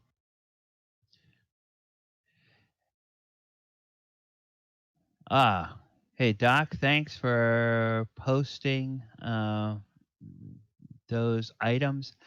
I have learned something with uh, Twitch, which is that if there's not music that Twitch knows is rights free music, like the stuff that's included with a library in Roll20, then if you wind up actually playing any music that might be copyrighted, they will actually kill your sound for a few minutes. So the I might do a test at some point, just on a test stream with those to see if those come through. But until I do that, I wouldn't play those on the stream at all. So Yeah, that's fine. I just sending them up to you. I got most of those through free open source or whatever you want to call it. yeah, But it's just it's possible one or two aren't. I don't know. yeah, I don't know how all these different sites encode or report things. Whether there's something in the file um, that would tell Twitch, oh, this is you know pod safe music, or this is royalty free. You can use it on a stream. Um, Ever since Twitch became part of Amazon, they kind of have that. Oh, we're a really big corporation, deep pockets, and people would love to sue us for millions and millions of dollars. So they kind of err on the side of of of safety for themselves. Yeah, it's no problem. I just send them up. Yep. Let's test them out. If you want to use them, you can. If you don't, no. Okay. One thing I did want to mention before we get back into it, I don't think I had specifically said anything before, so that's my fault for not doing that. If you all wish, you're certainly welcome to kind of open up on the side or on another monitor, or even print out that list of all of the skills that there are. And if there's any time that you all would like to use one of those skills, whether you have it trained or not, you tell me that you want to use a skill, the uh, and then we'll figure out whether you have it trained or not, and we'll go ahead and let you roll that, because those should be things for you to have. And like we were saying last time, the um, putting points into a particular skill will just give you a little bit of a bonus to using that skill, and won't give you a penalty on that skill depending on the situation um, that you may find yourself in. All right. So, uh, Elsie, while you were away, they had talked about room arrangements for the evening, and they had decided they wanted to go with the option of the private room, which is, there's some private rooms with two beds that are 5 silver each. There's some private rooms with one bed; those are also 5 silver each. The two of them had decided they wanted to pay 5 silver and get a room with two beds. And Devlin had said that if all three of you want to stay in the same room, he would take a bedroll and throw it out on the floor, um, and sleep on the floor, so the two of you could each have one of the beds. But I don't know whether Cyran would want to take a room of his own, or whether he would want to um, uh, you know, bunk with those guys, or what he would want to do. I imagine I already bought a room when I kind of arrived. The idea is I kind of left my armor and sword in there just so I Okay. have somewhere to store. Okay. Don't forget that I still got to retrieve my sword. Yes. Now, were you going to try to do that tonight or in the morning before you all leave? Um. Well, as far as things are looking right now, it might be advantageous to try it in the evening, as long as I see the shop is open. Okay. Well, we can. Are you all going to wander out with Devlin when he goes to retrieve his sword, or um, are you two just John and Cyran? Are you guys just going to turn in? If Devin will have me, I'll accompany him to get his sword. Okay. Sure. We're on a quest to retrieve a sword. Exciting. The guy didn't seem. The guy I pawned it to evidently is a little on the shady side, shall we say. So, two people coming in at the same time might be to our advantage. Yes. Okay. So you all come out from the uh, Inn of the Welcome Wench, which is over here, and I'm gonna see if I can just. Yeah, I can just put your characters down over here. Okay. So I don't. Oh, if I. Can you all see where you are now? I just zoomed out real big. I'm gonna look real. Okay. Yep. Right over in that area. Right here. And the trader is up over here by area 13. So, um, as you guys um, go out, you can smell right across the street from the inn. You can smell the tannery. Um, the shutters on the tannery are closed. You can see candlelight or firelight from inside. Um, so he must be in with his family. The blacksmith is over here, and you actually, as you go by there, you can see that um, the forge fire is banked and the coals are burning down. The smith looks like he's uh, sort of, you know, getting his tools ready to put away for the night, but some of the shutters are still open because obviously there's that fire and it's kind of hot there. Um, the weaver's shop is closed. Nothing appears to be going on at the village hall. The tailor and the farmers' houses are both locked up tight.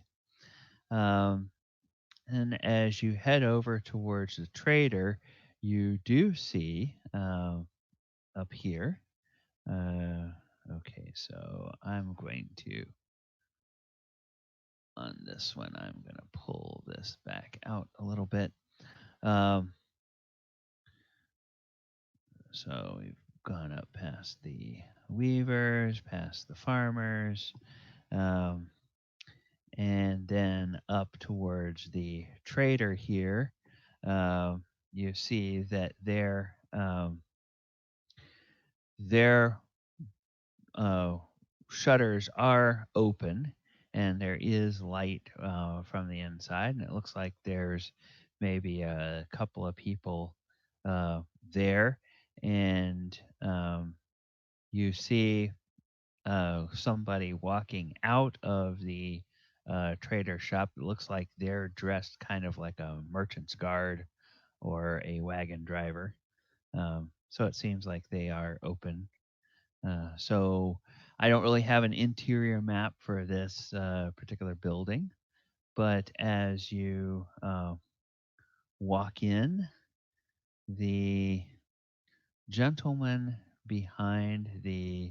um, behind the bar is, or the gentleman behind the counter, um, he's a fellow that has a little bit of um, kind of a rough look about him. And his name is, okay, where are my notes? Do. His name is, oh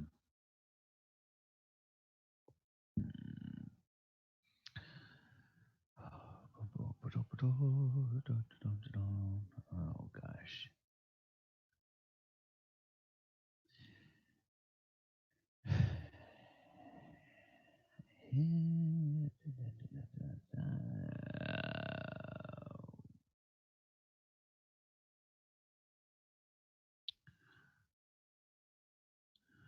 All right.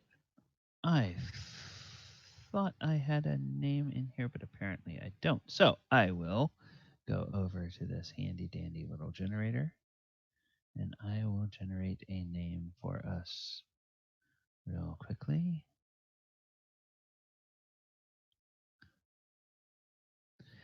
This trader over here is a fellow by the name of Borin. And he says, gentlemen, welcome. And he sees you, Devlin. He says, oh, welcome back, good sir. I see you brought some other customers with you. No, they're just my traveling companion. I didn't. If you're still open, we could step in and browse your wares. But if you have a moment, I would like to retrieve the sword left here. Oh, yes. That was that's a fine weapon that you had. Yes. Well, let me see. Now, what was our arrangement that we had? I seem to remember that we gave you, what was it? Was it 14 gold we gave you um, for the. No, I think you're maybe thinking about your markup on it. I think it was 7 gold actually. Oh, 7. Oh, for a weapon. Oh, certainly we would have given you more than. Certainly we would have given you more than 7, my good sir. I don't know. If I remember right, you were telling me about the scratches on it and the luster that it didn't have and things of that nature. And so I was in a bit of a rush and a hurry, so I just accepted what you offered. But I mean, I may be wrong. Don't take me as trying to deceive you. But we could say I don't know, for a fair markup for your troubles, I could give you say 10 back for my weapon. And I think what we're going to do is we're going to have a contested bargaining roll. Now, do you have bargaining as a skill? No, I don't. Okay, so that's going to be a charisma roll. And so we are going to uh, see about his charisma over here. Okay. And so he is going to have to roll a charisma check. Um, and so, okay, so he succeeds on his charisma check. So go ahead, 5. Oh, okay. Um, and That's my second highest stat. yeah, he looks at you. He made his charisma check by 5. You made yours by 10. And he's Does the adjustment that it lists on there have any effect? It says charisma 15 with adjustment of 1, so I don't know if that adjustment plays any role in this. um I'm looking at the result, and it just is coming back with a flat 1d20. It doesn't show that that's been modified anyway. Um, so I'll have to look into that and see if those ability checks are working correctly. I would think that if it's doing an ability check, it would give you like a -1 on a uh, ability check like that. So we'll just call that a 4. So yes, I mean, in any case, you beat the you beat the bargain, his bargaining roll substantially, and he is clearly uh, trying to get you to pay more, and you just sort of fast talk him and do that, and he sort of finds himself uh, handing your sword over and saying, "Oh yeah, yeah, 10 gold, 10 gold. That's a fair price." And he, do you go ahead and give him the 10? Yeah, yeah. I Okay, reduced. okay, I took out the 5 silver as well. okay. All right, wonderful. So that worked out very well for him. And the whole ordeal, he well, he came out with his sword and 10 gold pieces that he didn't have yesterday. So Yes, yes. So he wound up getting that, and clearly the stories that Gertie had told you were right. This guy was attempting to, uh, have a substantial markup uh, for what essentially was just a few hours loan uh, upon on this particular sword. Uh, he was going to try to get a good 30-40% out of you um, for getting it back, but you sort of outwitted him at his own game, and he the look on his face um, kind of registers that he realizes that somehow he's not that he's been had, but somehow he didn't get the end of that bargain that he was thinking he was, and yet it's almost like he can't figure out quite how it happened. Um, so while you all are here, this is a trader's shop, and there are a number of there's a chance that there's some goods here if anybody is looking to do any sort of shopping. Um, in fact, you notice kind of some of the different tables and racks and everything. It looks like they have a table that has some clothing folded on it, and on half of the table, and on the other half of the table, they've got like some backpacks and some sacks there. They've got a little rack behind that table that has some belts hanging, some shoes down at the bottom, and it has some little pegs with gloves uh, on them that's kind of looped together with some ribbon to hold the two gloves together hanging from the peg. Then there's another table over there that has some hand tools on it. And then next to that, there's a table that has some stuff like tinder boxes, candles, lanterns, things of that nature. There's some uh, rations, clearly rations that are meant for taking on the road on journeys. There are some that look like they're fresher, so it's stuff that has some fruit in it and some vegetables, and over a few days those will probably spoil. And then there's others that clearly are meant for longer term. Uh, hardtack and dried jerky and dried fruits that will keep for quite a while. Uh, there's a rack on the wall that has some ropes and some chains, uh, like a chain that you might use to uh, pull on, either to hold or hoist something, or that you would use to, lash something closed. Kind of a light chain like that, not like a super heavy chain.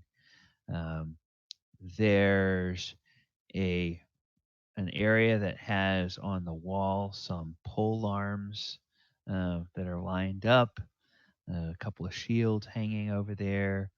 There's some bows and some armor, and then a couple of assorted things like for tack and harness um, that are uh, on a over by a larger door that looks like it's heading out towards like a yard or a stable area or something.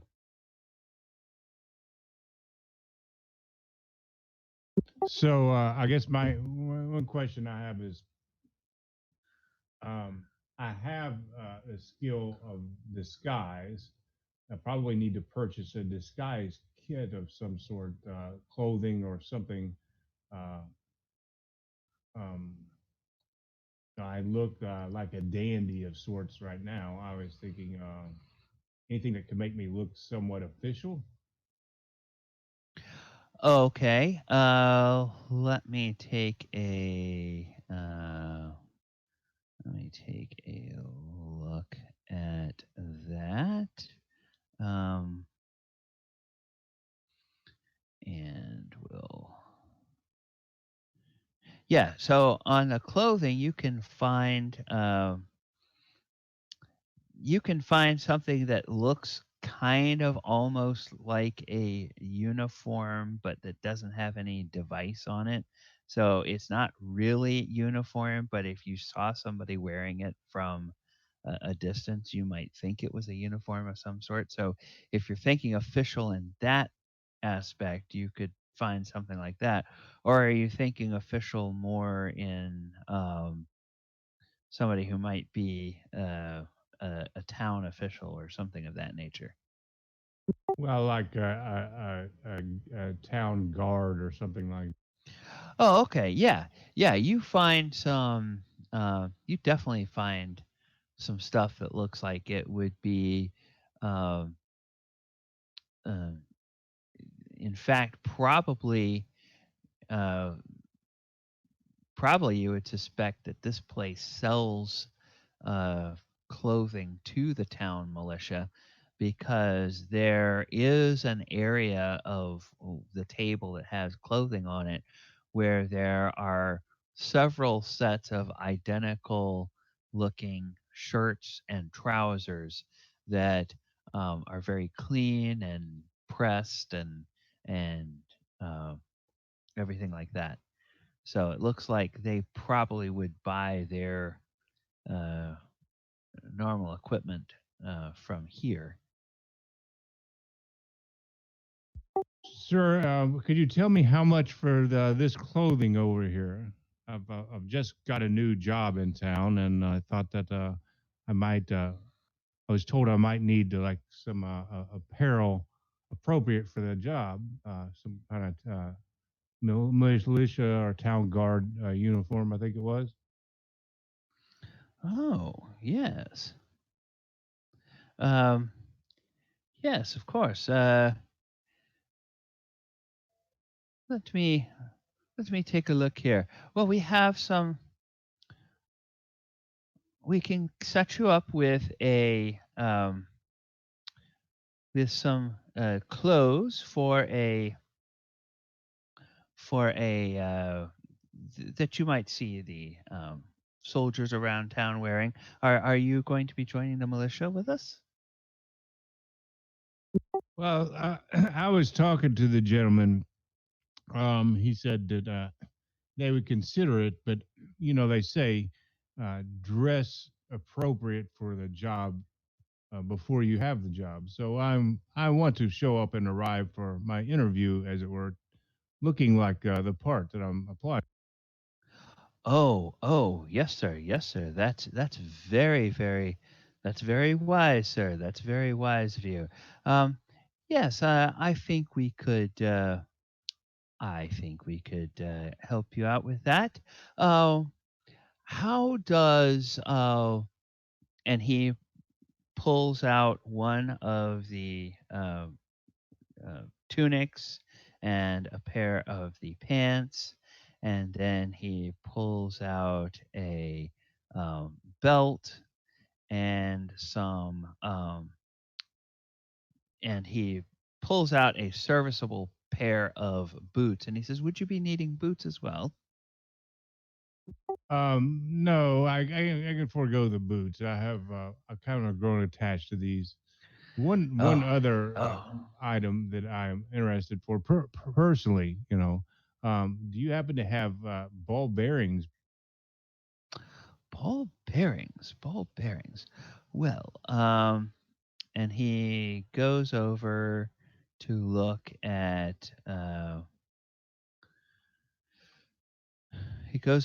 at some of the other equipment. I want to see if we have that in the first edition armor or adventuring gear table. I don't think that we do. They they don't have ball bearings. They do have um, they do sell iron spikes. And I'm going to say that um, you could get maybe not ball bearings, but you could get something like caltrops for the same price as iron spikes. Um, so they don't. They this area apparently don't seem to have anything that can machine, little ball bearings that are smooth enough. It's more like they would have something they would scatter in the path to slow people down instead of to have them fall down uh, on the bearings. Okay, I'll take the caltrops. Just trying to keep animals. We purchased some property recently. We're trying to fix up, and I'm going to keep the animals at bay while we're at work, and we might sleep there at night. So yeah, we want to keep our place somewhat safe while it's vulnerable to the thieves that we've heard in the area. Um, how much do you reckon this would run a person that will probably be doing lots and lots of business with you in the future, being we're setting up a bit of a shop here pretty soon? Oh, well, um, let me tell you, sir, I really do appreciate someone uh, who is able to bring some more business. Um, and I'm going to have to add a couple of things up here. So it's going to be 4 silver, 5 copper for the, um, and then 8 copper for the belt, and then he's going to go.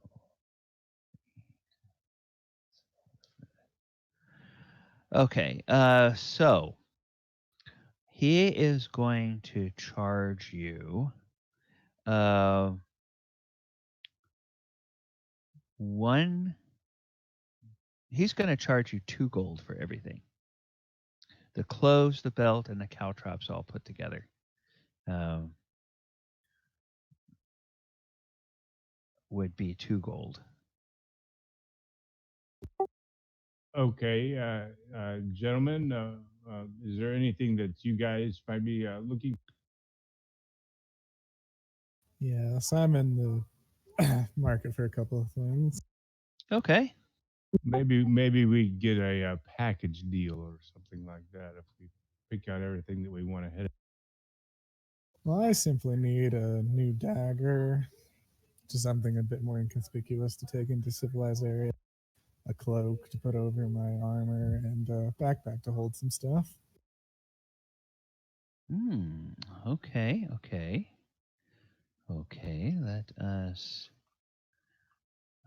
take a look at the weapons and armor. Okay, come on. Gosh, they put all of this stuff. Did he not have a backpack already though? I thought like the hard sack, the belt pouch. I don't remember that being part of the starting equipment. Yeah, I don't see it in mine either. Yeah, that's a good idea if I don't have. The I was just going from the character sheet that shows backpack, belt pouch. I know, I understand the mount. Of course, you got to have a mount before you have mount storage. right. There was during the character creation, there was some freebie items that we gave to everyone. I have to go back to my notes and see what was included in the freebies that we gave to everyone. The dagger, when you ask about that, he does have a decent looking dagger. It looks well made. It's silver. Or it's not silver. It's not silver. It's just normal steel. And he tells you that the dagger will be 4 gold. Sounds fair to me. I'll pay him 4 gold for the dagger. Okay. Do you wanna pay for that or wait until I try to bargain with him? I'll just pay for my stuff up front. Don't want to cause any hassle.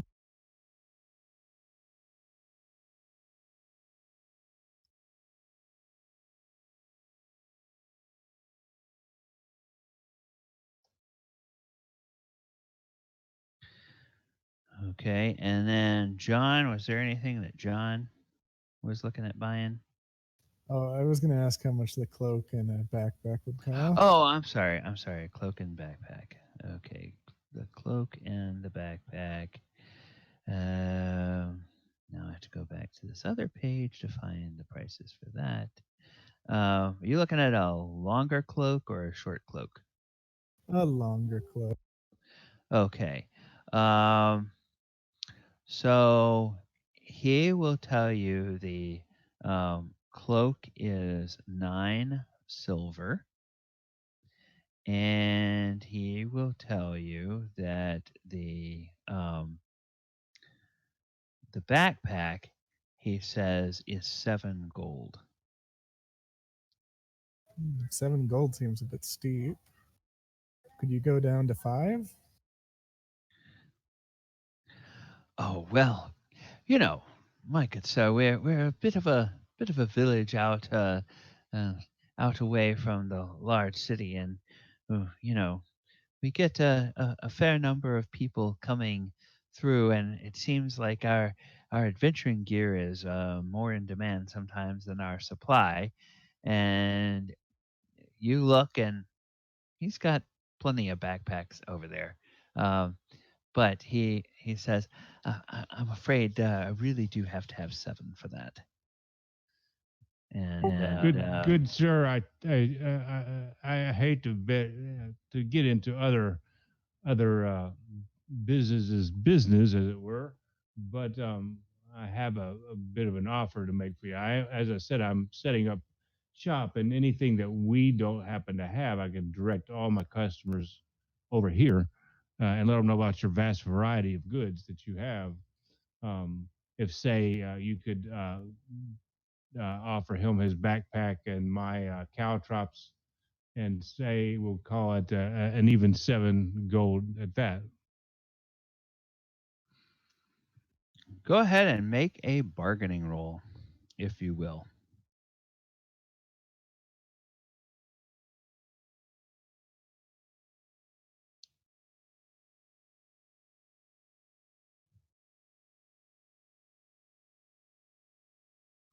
Oh, Oh well, no. he he talks about the quality of the backpack, and he shows you how it's double stitched and really sturdily made. And Devlin, you kind of find yourself thinking, "Wow, that is kind of better than a normal backpack, or at least it seems like it should be better than a normal backpack." Now, of course, they it's ultimately up to you whether you want to accept the price or pass. But he's pretty convincing. He's pretty convincing in his uh, in making you believe that somehow this backpack really must be worth 7 gold. All right, my dear man. How about we meet in the middle at 6 gold? Satisfy the both of us. And he he takes a look and he rubs his chin and he says, "Well, I think maybe this once will I can go ahead and give you all the benefit of the doubt. Um, Here's to some additional business that may come both of our ways." And he says, "Yes, I'll take the 6 gold." And so he accepts the offer of 6 gold for. All right. Thank you kindly, sir. And here's the 9 silver for the club. I go Okay. ahead. Okay. I go ahead and with the lump transaction, I guess. Or no, he's paid for his own. So I go ahead and pay my 2 gold pieces Okay. for my caltrops and whatever. All right. Clothes, yeah.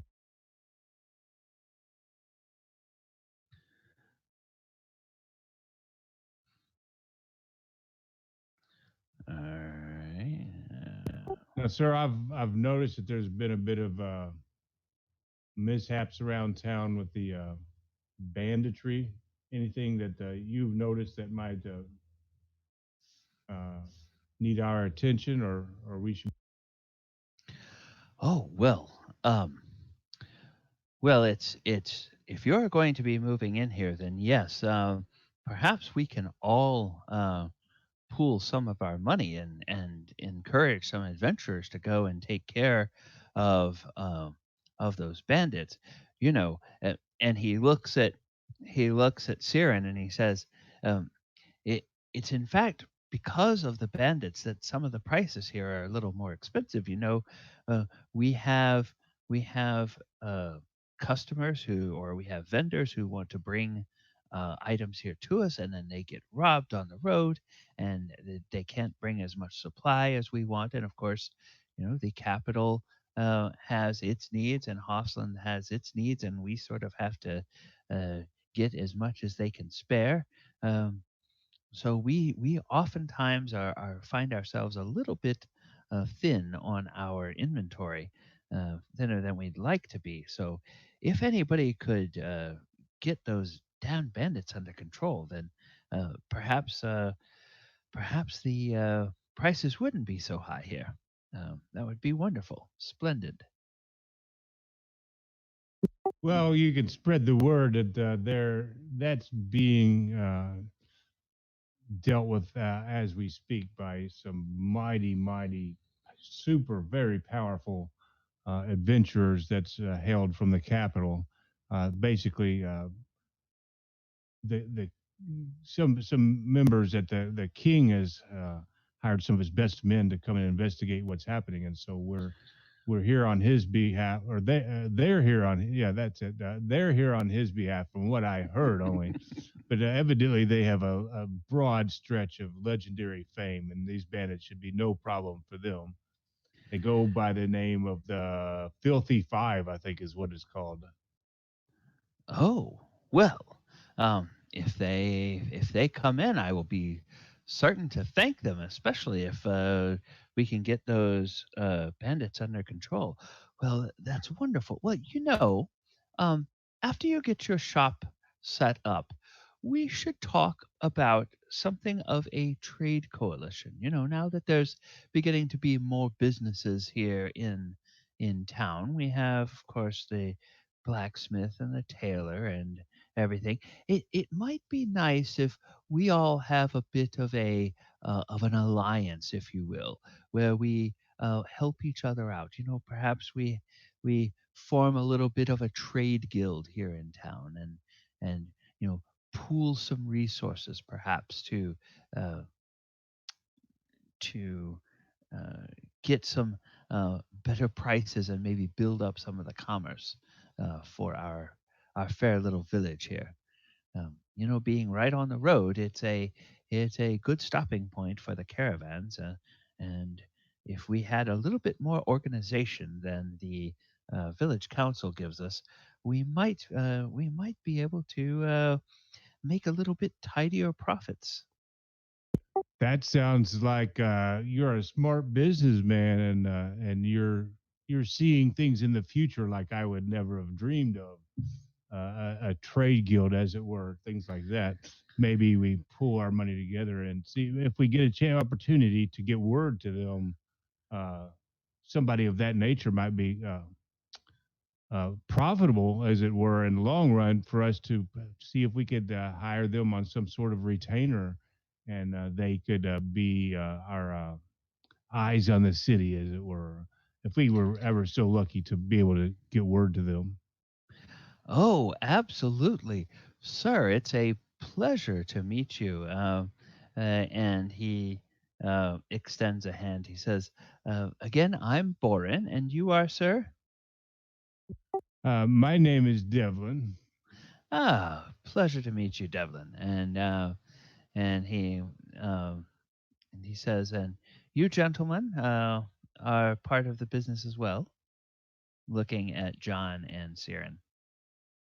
Yes, they are. Let me get.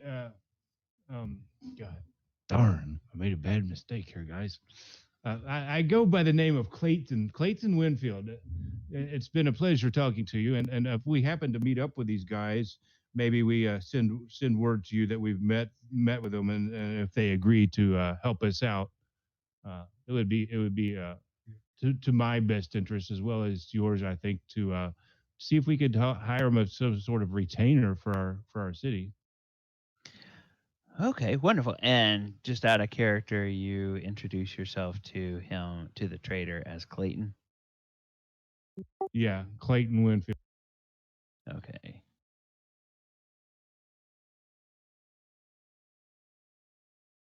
Okay. Wonderful. All right. And then let's see.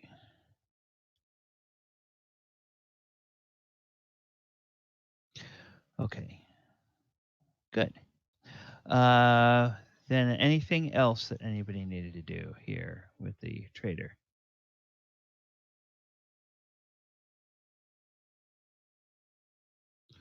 All right. Hearing nothing, we will go ahead and say that you make your way back to the inn, um, and the by this time there's um, somebody with a lute, a gentleman with a lute that's in the common room that's starting to play some songs, and some of the uh, townsfolk are starting to come in, and he will he will go on and play some music for the next couple of hours? Are you all just going to go on up to your room or what? Yeah, I'll just call it a night. Okay. Okay. Yeah, we got a bit of adventuring. We're supposed to meet. Oh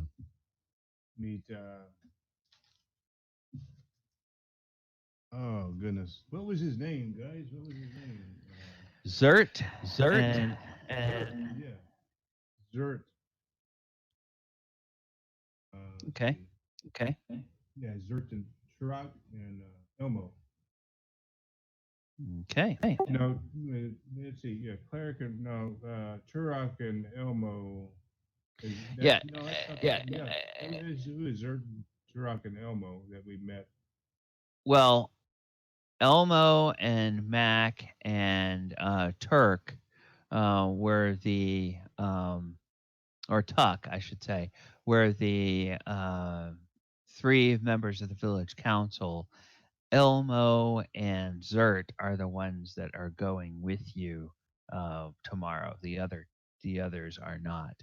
Um, the dwarf Mac, he's a little bit older. Looks like he's got an old wound. Um, the cleric Tuck was the one that gave everybody the uh, healing potions, but he sort of looks like he would be out of place other than, um, you know, other than in a nice cushy church. His hands are quite soft and clearly not used to doing a lot of manual labor, and so the only two out of that group that would be coming with you are the woodsman Zert and the sort of burly fighter type named Elmo, or who has been introduced to you as Elmo. Okay, yeah. So I guess we get to our room and try to get some sleep before the next the morning arrives Okay. and Okay. try to forego the enjoyment of the tavern for. All right. Well, it is a tavern in with sort of an active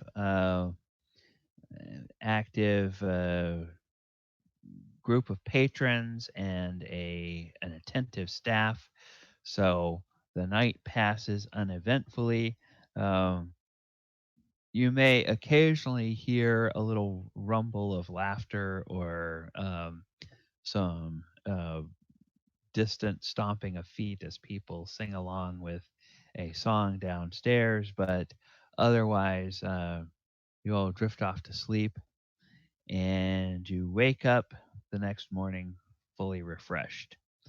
Now, in this edition, I know nobody has taken any injuries yet, but one of the major differences with first edition from some of the later editions is that if you have a wound, um, you regain hit points naturally at the rate of 1 hit point per day.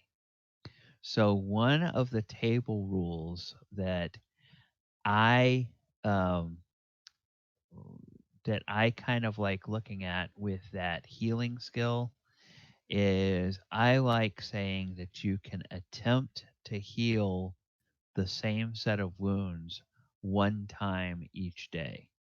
So um, if you have a wound from the day before that didn't quite get healed, when you get up in the morning, you can try to heal that wound on yourself, and you might restore a couple of extra hit points in addition to what you gained from your rest overnight. And that just will keep, as people get to higher and higher levels, it'll keep you from having to lay up for like 2 weeks before you can go adventuring again, uh, which was kind of always the bad thing about old D&D is that, oh, we got beat up in that dungeon, so now everybody has to sit around for a month and heal before we can go again. What? By the way, I guess majority of us are human. What's our vision for human? You have normal vision. You do not have dark vision. So, um, the town, it's been uh, dusk going into evening. There are they're not really lamp posts. Uh, it's more like there are permanent poles that have a little brazier at the top, and they seem to have like a little um, gas fire, or maybe some coals that they burn at night in there, and it kind of gives little pools of light along the main street. But those, uh, you know, somehow burn out by the morning. Um, but there's enough of those out that you can see in the when you're outside at night. Now, if you go into a cave or something like that, you don't have any dark vision, and you would need to have a light source candle No, torch. under like it says in the character sheet, it says vision. I'm just wondering like what it is under normal. Uh, well, it's just under normal circumstances for a human, it's just regular vision. So in daylight, you can see to the horizon and see, detail depending on how close or how far away things are.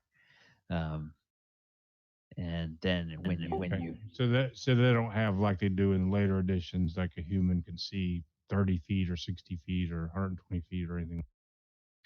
um, that depends on the source of light that you have. If you go into a dark area, your light source extends out a certain distance, and you can see to the extent of your light source if you don't have dark vision.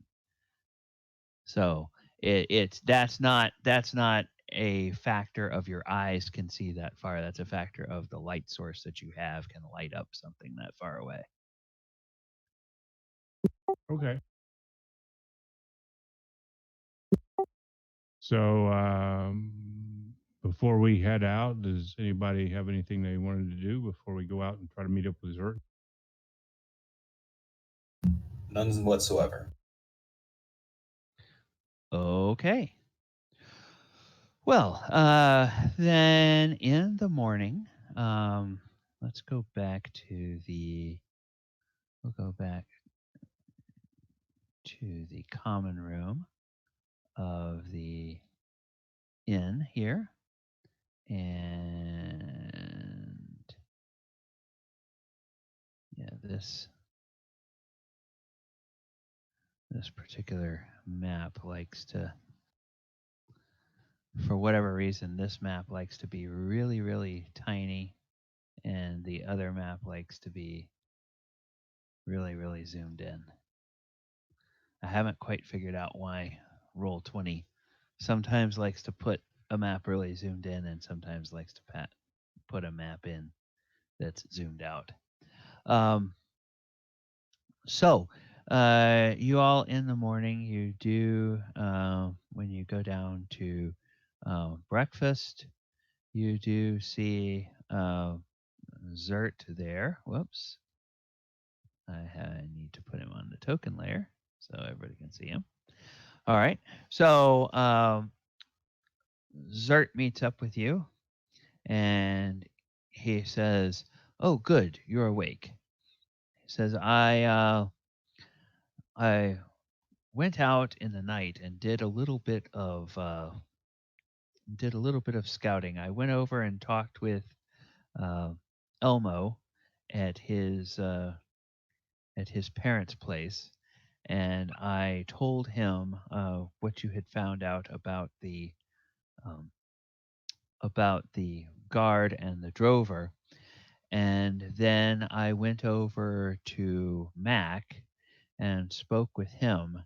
And Mac is going to have the uh, have the village elder talk to the leader of the caravan uh, this morning. In fact, he should have probably already talk to him.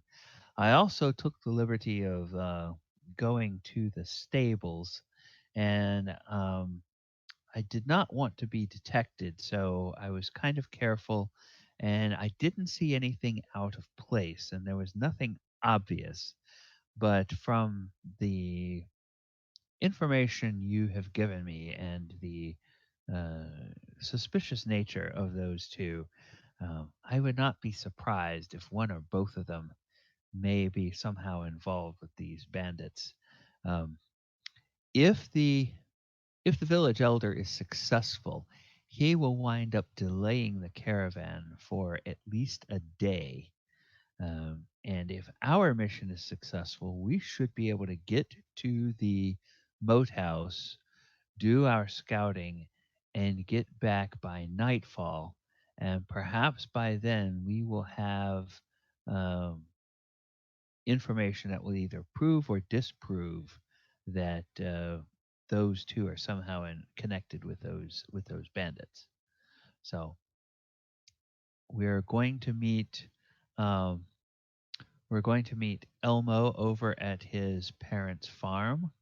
Um, they are lending horses for the three of you uh, to ride for the day, but we will, of course, need those back at the end of the day. And we should be going as long as you have everything you need. Yep, I'm good to go. Yeah, it seems to me that we're ready to go, prepared, and I guess we'll head over to Elmo's house to grab our horses, or they're going to meet us. Yep. So uh, Elmo's uh, Elmo's family is the Elmo's family is called it's called Writingham, and they live on a farm that's a little over towards the west side of town. And so you all slip out with Zert and head over there. And Elmo is out, and he's there with his kind of older mother and father, and the uh, father is talking with Mac, the dwarf that you met the night before, and they're discussing. As you walk up, they're talking a little bit about the caravan, and you pick up from the conversation that the um, village elder was in fact able to convince the leader of the caravan that scouts had seen evidence of bandits on the road to the south, and they were sending out uh, a party to go try to deal with the bandits and hopefully bring back word by the end of the day that the road is now clear and that they can go through. And the caravan leader is um, a little bit seemed very relieved that somebody was going to be able to do something about that because several people that she knows have recently been robbed from their caravans on the way. So um, that's a little bit what you get from the conversation with Mac and Elmo's father. And so then the mother, she's like typically doing the motherly thing, and she's like, now, Elmernon, you did remember to pack your rations today, didn't you? And he's like, yes, mother. And you did remember to polish up your sword, so that's all ready. Yes, mother. And you did sharpen your dagger. Yes, mother. And so it's like he's having to deal with this very overprotective uh, sort of mother, and she is using a apparently the full his full name, and anytime his attention wanders, she says, "Now, Elmernon Ridingham, you pay attention." And so he's like, "Yes, mother." And so that goes on for about 5 minutes, and then um, he is finally ready, um, and the parents go up on the porch of the farmhouse, and they sort of give a little wave, and Elmo turns to the rest of you and says, "So are we all ready to go?" Ready as I'll ever be. Okay, Zert, lead the way, and so everybody can clamber up into a saddle, and you head out of town. And as you go out of town, the road leads a little bit, uh, slightly. Let me go back and pull up the larger area map of the coastline. Here. Okay, whoops. Okay, once again, I'll pull this out. So you all are starting off here in the uh, town, and the road heads a little bit to the east, and then goes a little bit out of town, loops around a little bit to the east, and then it begins to head south. And about an hour down the road, there is a um, fork. It looks like at one time there were two roads that were about equally well used. Um, the road that tends to follow the lower path and head more directly south remains open, and it's clear that there's a lot of traffic, both horses and caravans and everything, because you can see the ruts from the wagons and everything, evidence of their passing. That is still well used on the lower uh, altitude, lower wise track, which if you're looking at the fork, is the one that sort of splits off to the right. The one that splits off to the left and heads a little bit up, kind of a gentle rise up into some of the hills and the edge of the forest, that looks like it's been grown over. You can see that there was a road there and that once it was well used, but it looks like it's probably been a decade or more since that road has had a lot of heavy traffic. And Zert says um, the the moat house is up this way. After it was destroyed and razed to the ground in the troubles some decades ago, people haven't really used this road that much.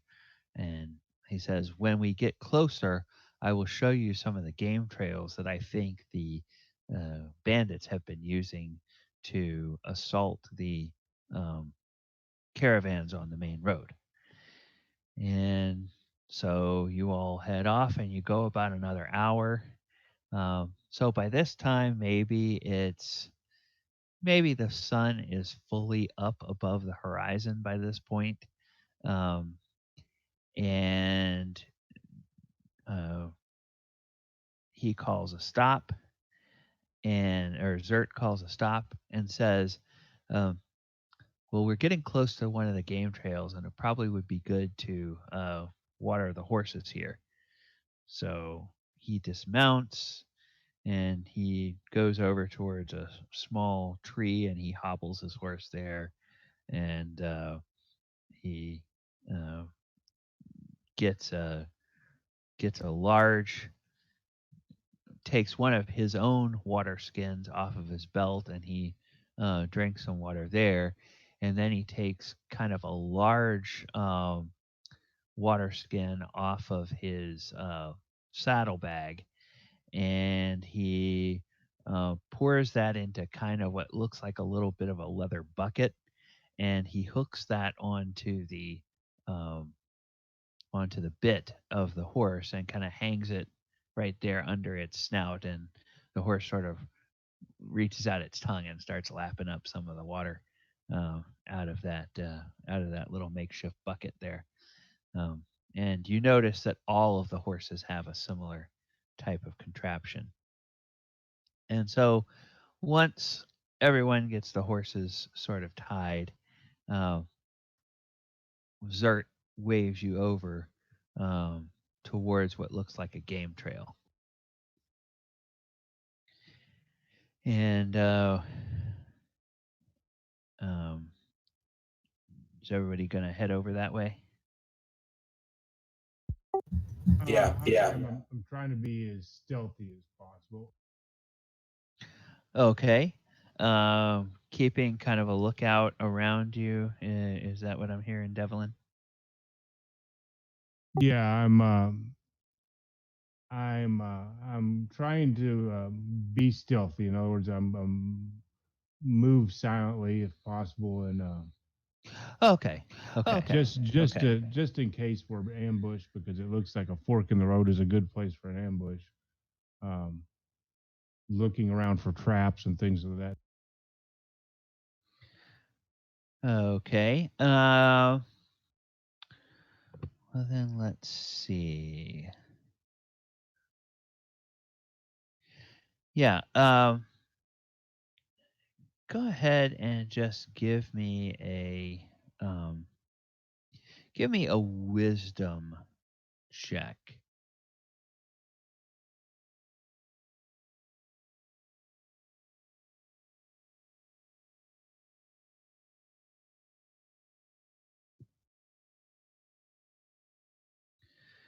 Okay. Yeah. You you don't sense anything other than just there's kind of some fresh fresh deer scat.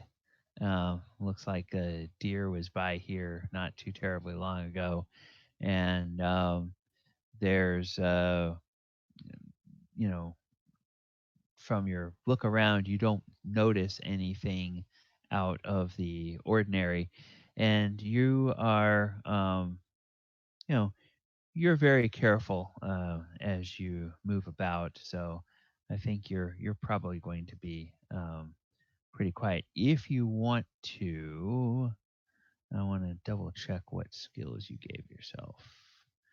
Um, okay, you have city stealth. So yeah, if you want to, you can take a dex roll just to make sure that you don't step on a twig or anything. But I want to say being reasonably careful. You can. It's not that overgrown that you couldn't be that. But just if you really think you would be trying really hard, then I'll give you a chance to fail if you want to. Wow, you're going to give me an opportunity to fail. Eh, No. The main thing is he's just general scouting. He's looking for traps, trying to move around as quiet as he can, listening, hearing, listen for noises. He has a hear noise skill. Um, Anything that would give him an advantage if somebody's trying to sneak up on him or has traps set or something like that. Okay, let me double check and look at your character again. I may have. Okay, yeah, you might want to double check those skills in the character sheet because uh, I'm seeing the disguise and the stealth and the blind shooting that you had. Yeah, like right now it's on class. And you have his thief skills. Oh yeah, Open yeah, up, yeah, yeah, find yeah, yeah, traps, yeah. blah blah blah. Okay, yeah. Okay, so yeah, go ahead and do the hear noise.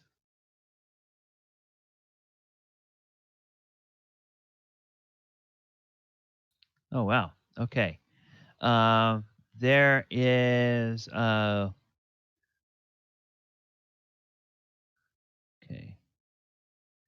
Yeah. Oh, okay. So that's actually not going to roll that for you. That's weird.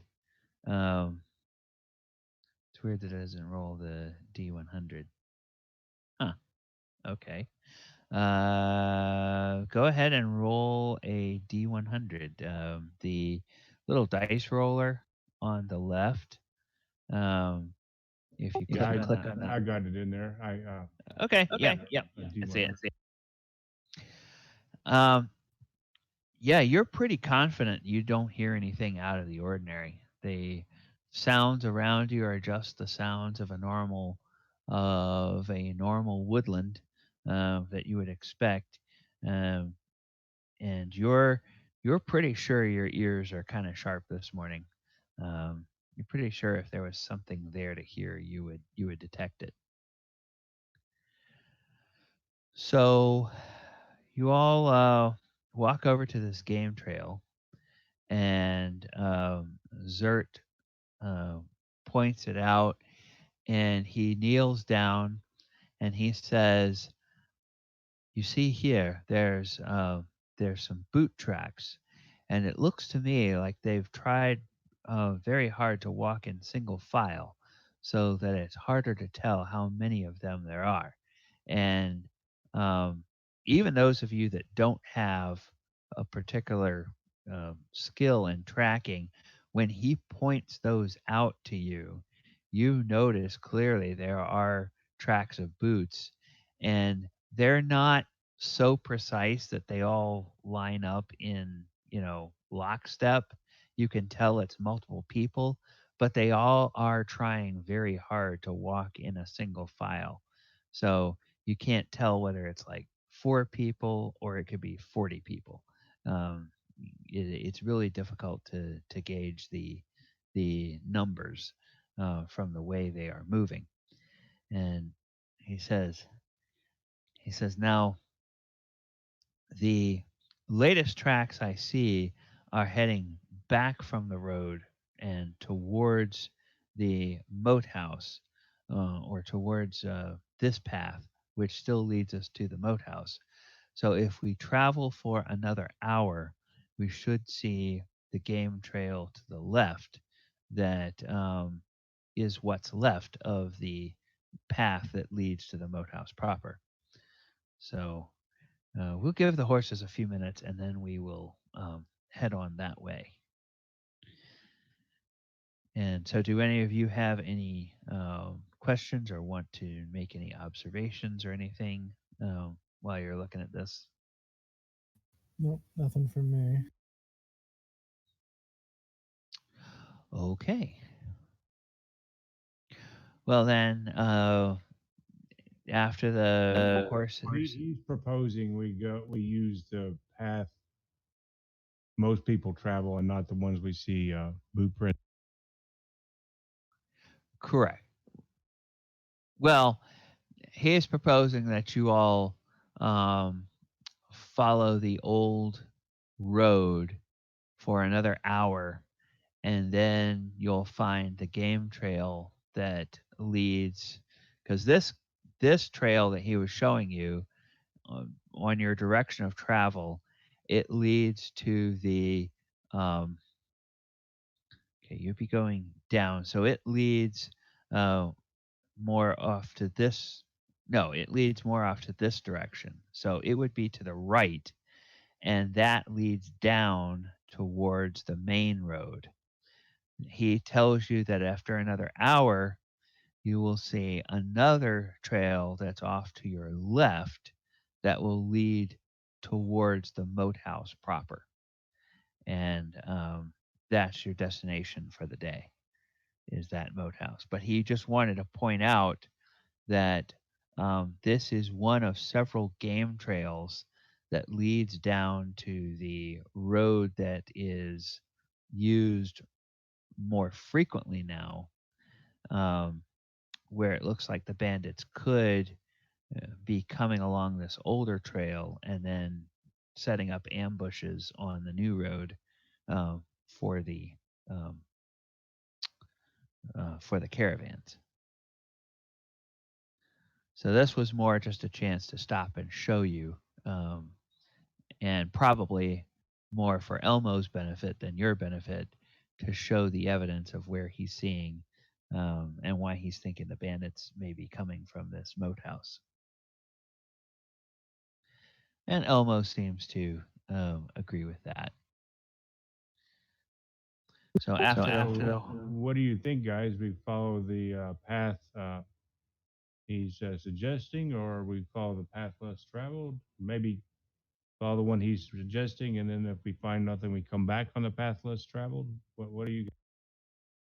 I'm fine with following his suggestion. He knows this area much better than I do.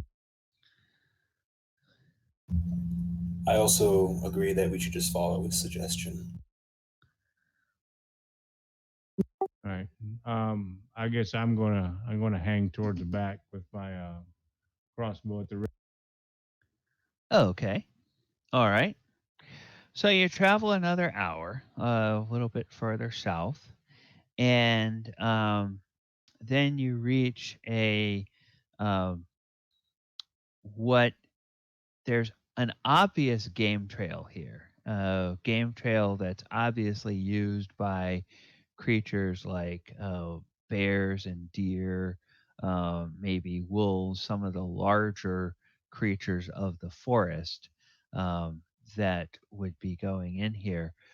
But as um, Zert points it out, you can also see kind of to the right and left of this game trail the outline of an older track that leads um, on the mapways. It leads to the east, which is up the hill um, and towards the area where he says the um, the land where the moat house was constructed.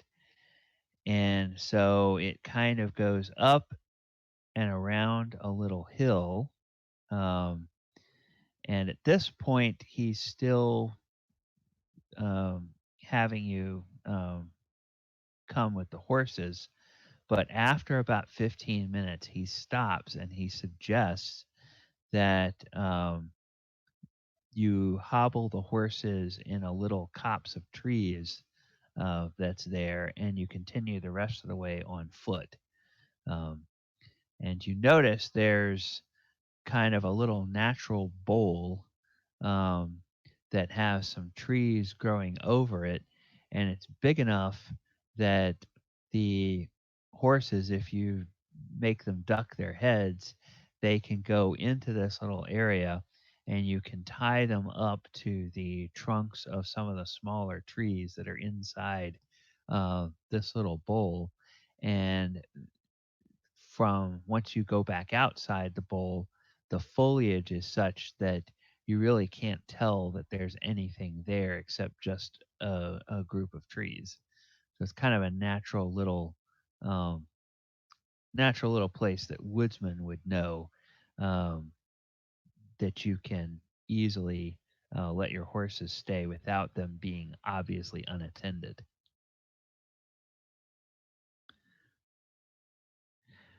So Yeah, I'll take his advice and leave my horse there, and he can feed on his own. And if I lose him, well, I'm not out of horse.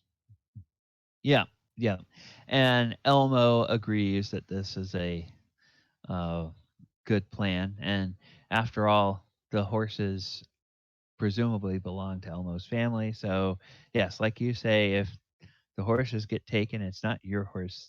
It's not you that's out of a horse. It's Elmo that's out possibly 3 extra horses if they all get taken. Um, So you walk up and you go around the brow of this little small hill, and then the area kind of opens up, and it's kind of a little depression out in front of you, um, very shallow, and maybe a half a mile from here to where the land starts to rise up again. And you can see kind of out uh, in the middle of this area, you can see where it looks like there's probably a little stream or a river, a creek, probably not really a river, but a creek that runs along that area, because you can see kind of the reeds along the edge of that creek that are growing up as it comes down and flows across the area, and then uh, disappears to the north, back kind of into the woods. And as your eye scans over this area, you notice kind of in the middle of that marshy area, you can see some weathered stone jutting up above um, the jutting up above the taller water reeds. And Zert stops and points in that direction, and he says, "Gentlemen, there ahead of us, that's the moat house, or the ruins that are left of it." And from the distance that you are, which is probably a quarter of a mile away, it's kind of hard to see what all is left of it, but clearly you can see kind of craggy um, tops of some walls. Um, Looks like there's sections of walls where there's like another floor that's up there, but the windows all sort of show sky through that. And um, the parts of those walls just have jagged endings. So it looks like this probably was a two-level moat house at one point, but it seems like probably the entire upper level has collapsed. Um, um, Whether that was something that happened at the time the people were driven away, or whether that happened just over the years that it was sitting there not being tended, it's hard to say. But it is a ruin at this point, for sure. And Zert says, "That's where I think the bandits are coming from." And Elmo looks at it, and then he kind of spits on the ground at the side. And he says, "Well, there's probably only one way we're going to find out, and that's to try to get a little closer." And then he turns to the rest of you and he says, "Can you all move quietly?" Is this a place that who was it, Zert, that was saying that they would I don't know, offer the land if we cleaned it up or got rid of the bandits, that we could like build it up as a sort of. Yes, this it looks like this is probably um, the moat house they were talking about, because it, as he mentioned, it was on a um, spur of the road that's really not used anymore. But if they got this reopened and rebuilt and had something here, it would help to be another little outpost that could command um, more of the territory and help to patrol some of the roads. Not that the owners would be expected to do that, but the owners could you know, hire a staff of people and some mercenaries that could take care of all that while they do important work off adventuring and, killing dragons and getting piles of gold. Devlin's looking around real quick if he can find a stick and something to put kind of a sign on top of the stick, or just a piece of cloth or anything to hang on it, and put a big number 5 on it and just drive it into the ground. Okay. Sort of his land claim block, you know. Okay. I'm gonna say that if it looks like you're trying to do something that would either be like some sort of an obvious thing, Zert and Elmo would sort of put a hand on your arm and say, "We're trying to be stealthy. We don't want to draw any attention to anything at the moment. Um, what's your plan?" I was just marking our claim on our territory here. But sure, let's go invest. Yes, let's take care of the bandits first, and then we can safely set up a claim. All right. And he's taking his cue and being as stealthy as he can. Okay. Uh, and so off you go, and we will be moving our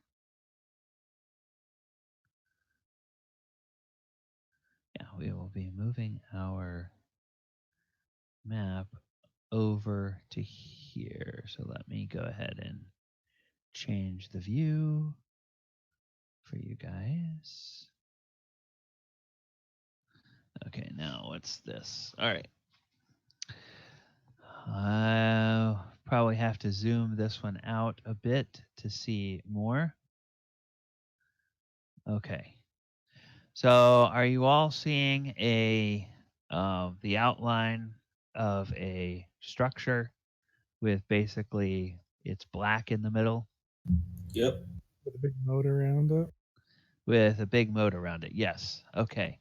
So the I'm just going to point out a few places on the map.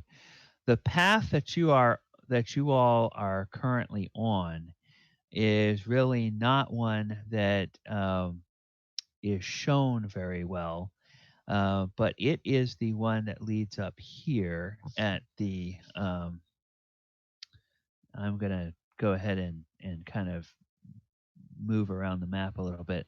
Right here at the southern edge of the map, um, leading up towards this path that goes towards the drawbridge here. As LC observed, there is a moat that looks like it goes around. As you get a little closer, you can tell that this moat kind of is very brackish, um, and kind of very still and dark water. Um, all of this area here, um, where it looks like grass, this is all like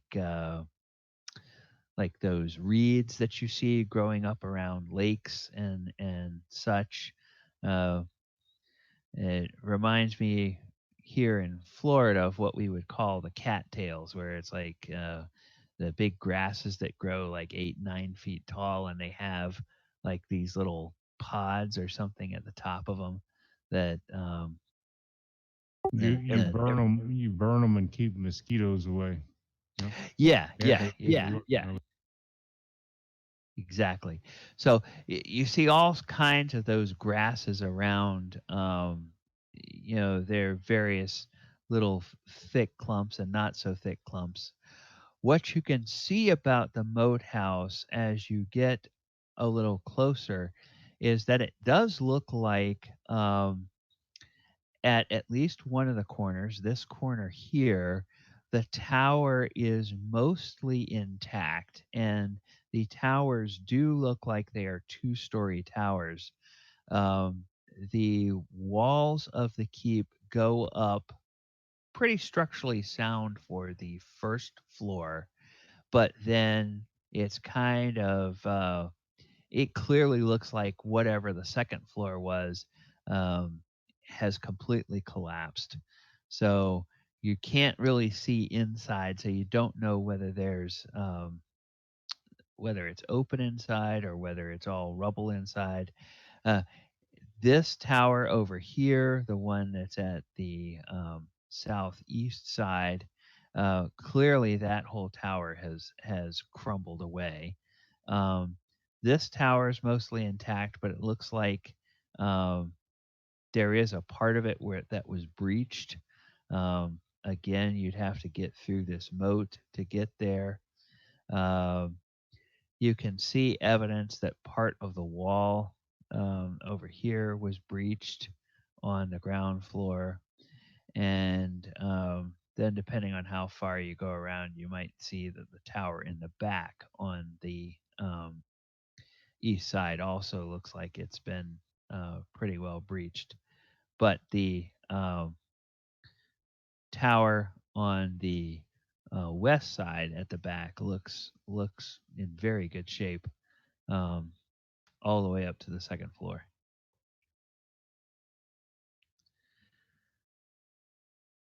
So what I can do is I can go to the journal and I'm going to see what happens when I drag these things out onto the. I'm going to drag everybody's tokens out onto the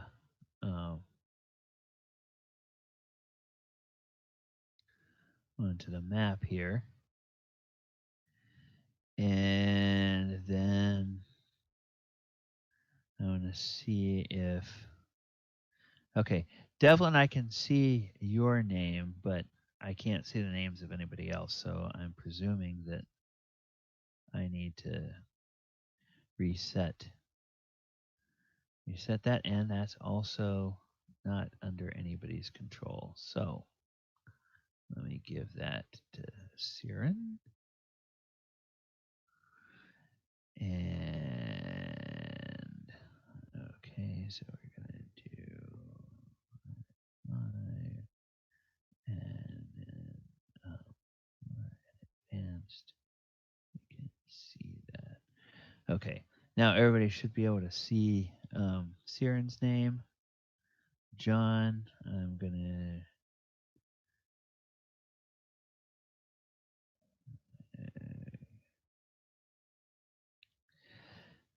this kind of always happens with Roll20 when you change maps and you put the um, tokens out there again. It seems like it doesn't save the settings that you had from the previous map, which is very annoying. You have to go and reset everything.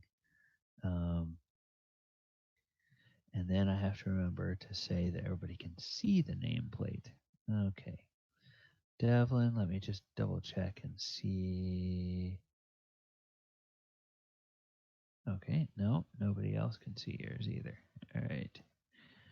And we're going to do this, and we're going to do this, and double check what your AC is there. 5. AC is 5. Okay, and John has John is 7 and oh, he got 5.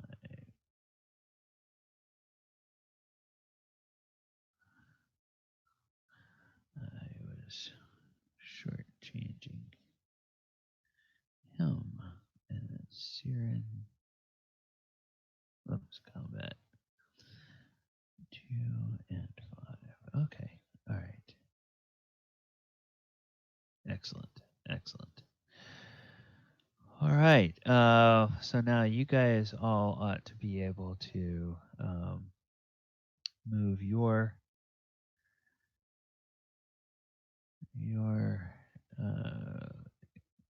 characters around. And I know we're getting a few minutes after 3, so I'm going to go ahead and finish setting up these tokens, uh, set the scene a little bit, and then we'll see whether we want to go ahead and call it a day and pick up again next week. So, 1, 1. Okay, and this is -1, and we'll show that nameplate. Okay, and then Zert. What is Zert is 12 and 4. 12 and 4. And there is that. There is that. And see if we can edit that. Okay. All right. So, yes, you see the moat. You see this drawbridge is down, and it's hard to tell how good a shape it's in. The timbers look like they are thick on that drawbridge. Uh, there's a couple of places off to the edge where it looks like the timbers are cracked, but across most of the drawbridge, it looks, at least it looks fairly sturdy. Um, there's the water here in the moat. There's 2 little ponds, one here and one here. Uh, there's some shrubs over here. And then, like I said, the obvious entries that you see um, is where the drawbridge goes. And you kind of wonder, well, um, if you this tower's collapsed and you might be able to get through there, but you'd have to cross that moat, and there's no telling what's in the moat. Um, and same over here. If you wanted to get into this portion of the collapsed tower, you'd have to cross that moat, and there's no telling what's there. And Zert says, from the observations I've had from the last few days, if they have their normal morning patrols, those have probably already left. So I don't know how many bandits would be inside right now, but the morning patrols are probably already gone. The options, as I see it, is we could either go back to the edge of the woods and lay in wait uh, and see the size of the patrol as it comes, or we could venture inside and see what we could find. Um, I will leave that decision up to you. And uh, Elmo Elmo turns to the 3 of you and says, "Well, what would you want to do?" I would think lying in wait is the smartest position.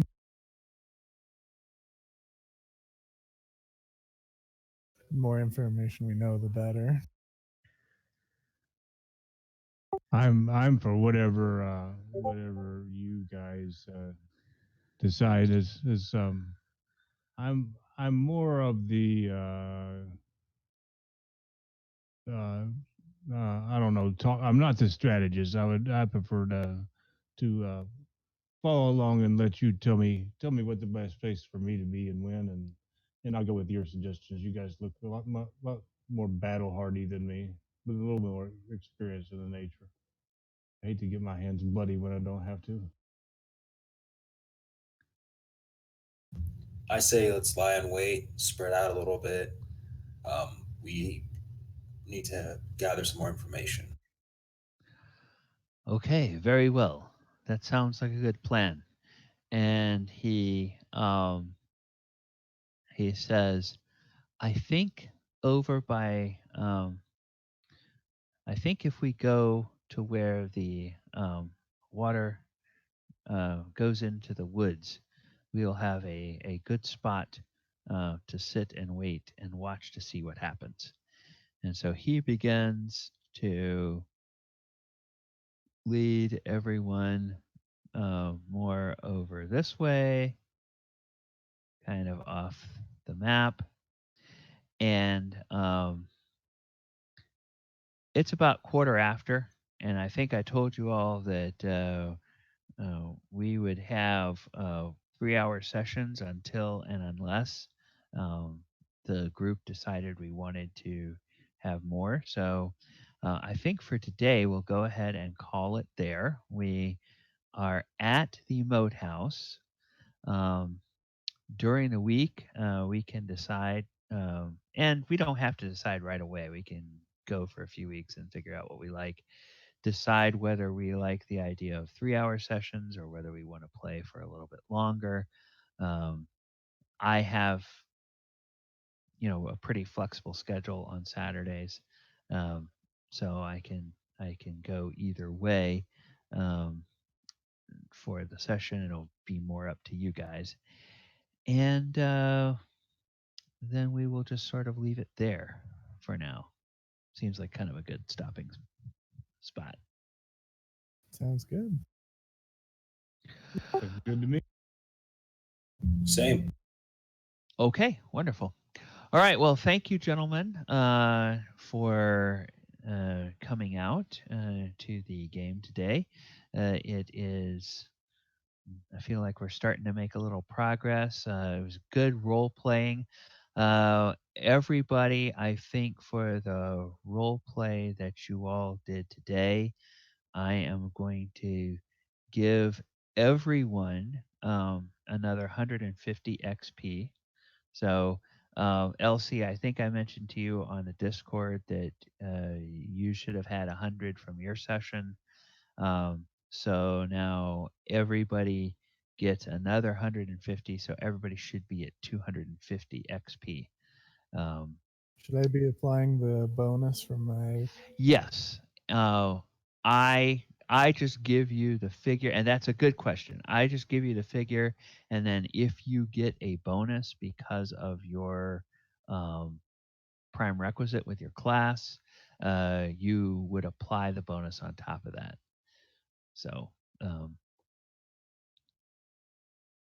if you have any questions about the bonus, um, send me a message on Discord, and I'll um, help you calculate that during the week. But usually it's like 5% or 10%, so it should be pretty straightforward in terms of what the bonus should be. And if you didn't apply the bonus from last week, make sure you add the bonus from last week as well. So I'm sorry. I should be at 150 total, right? 250. 250 plus. Because no, you got 100 last week, you've got 150 this week, and then the total is 250 plus whatever your bonus is. All right.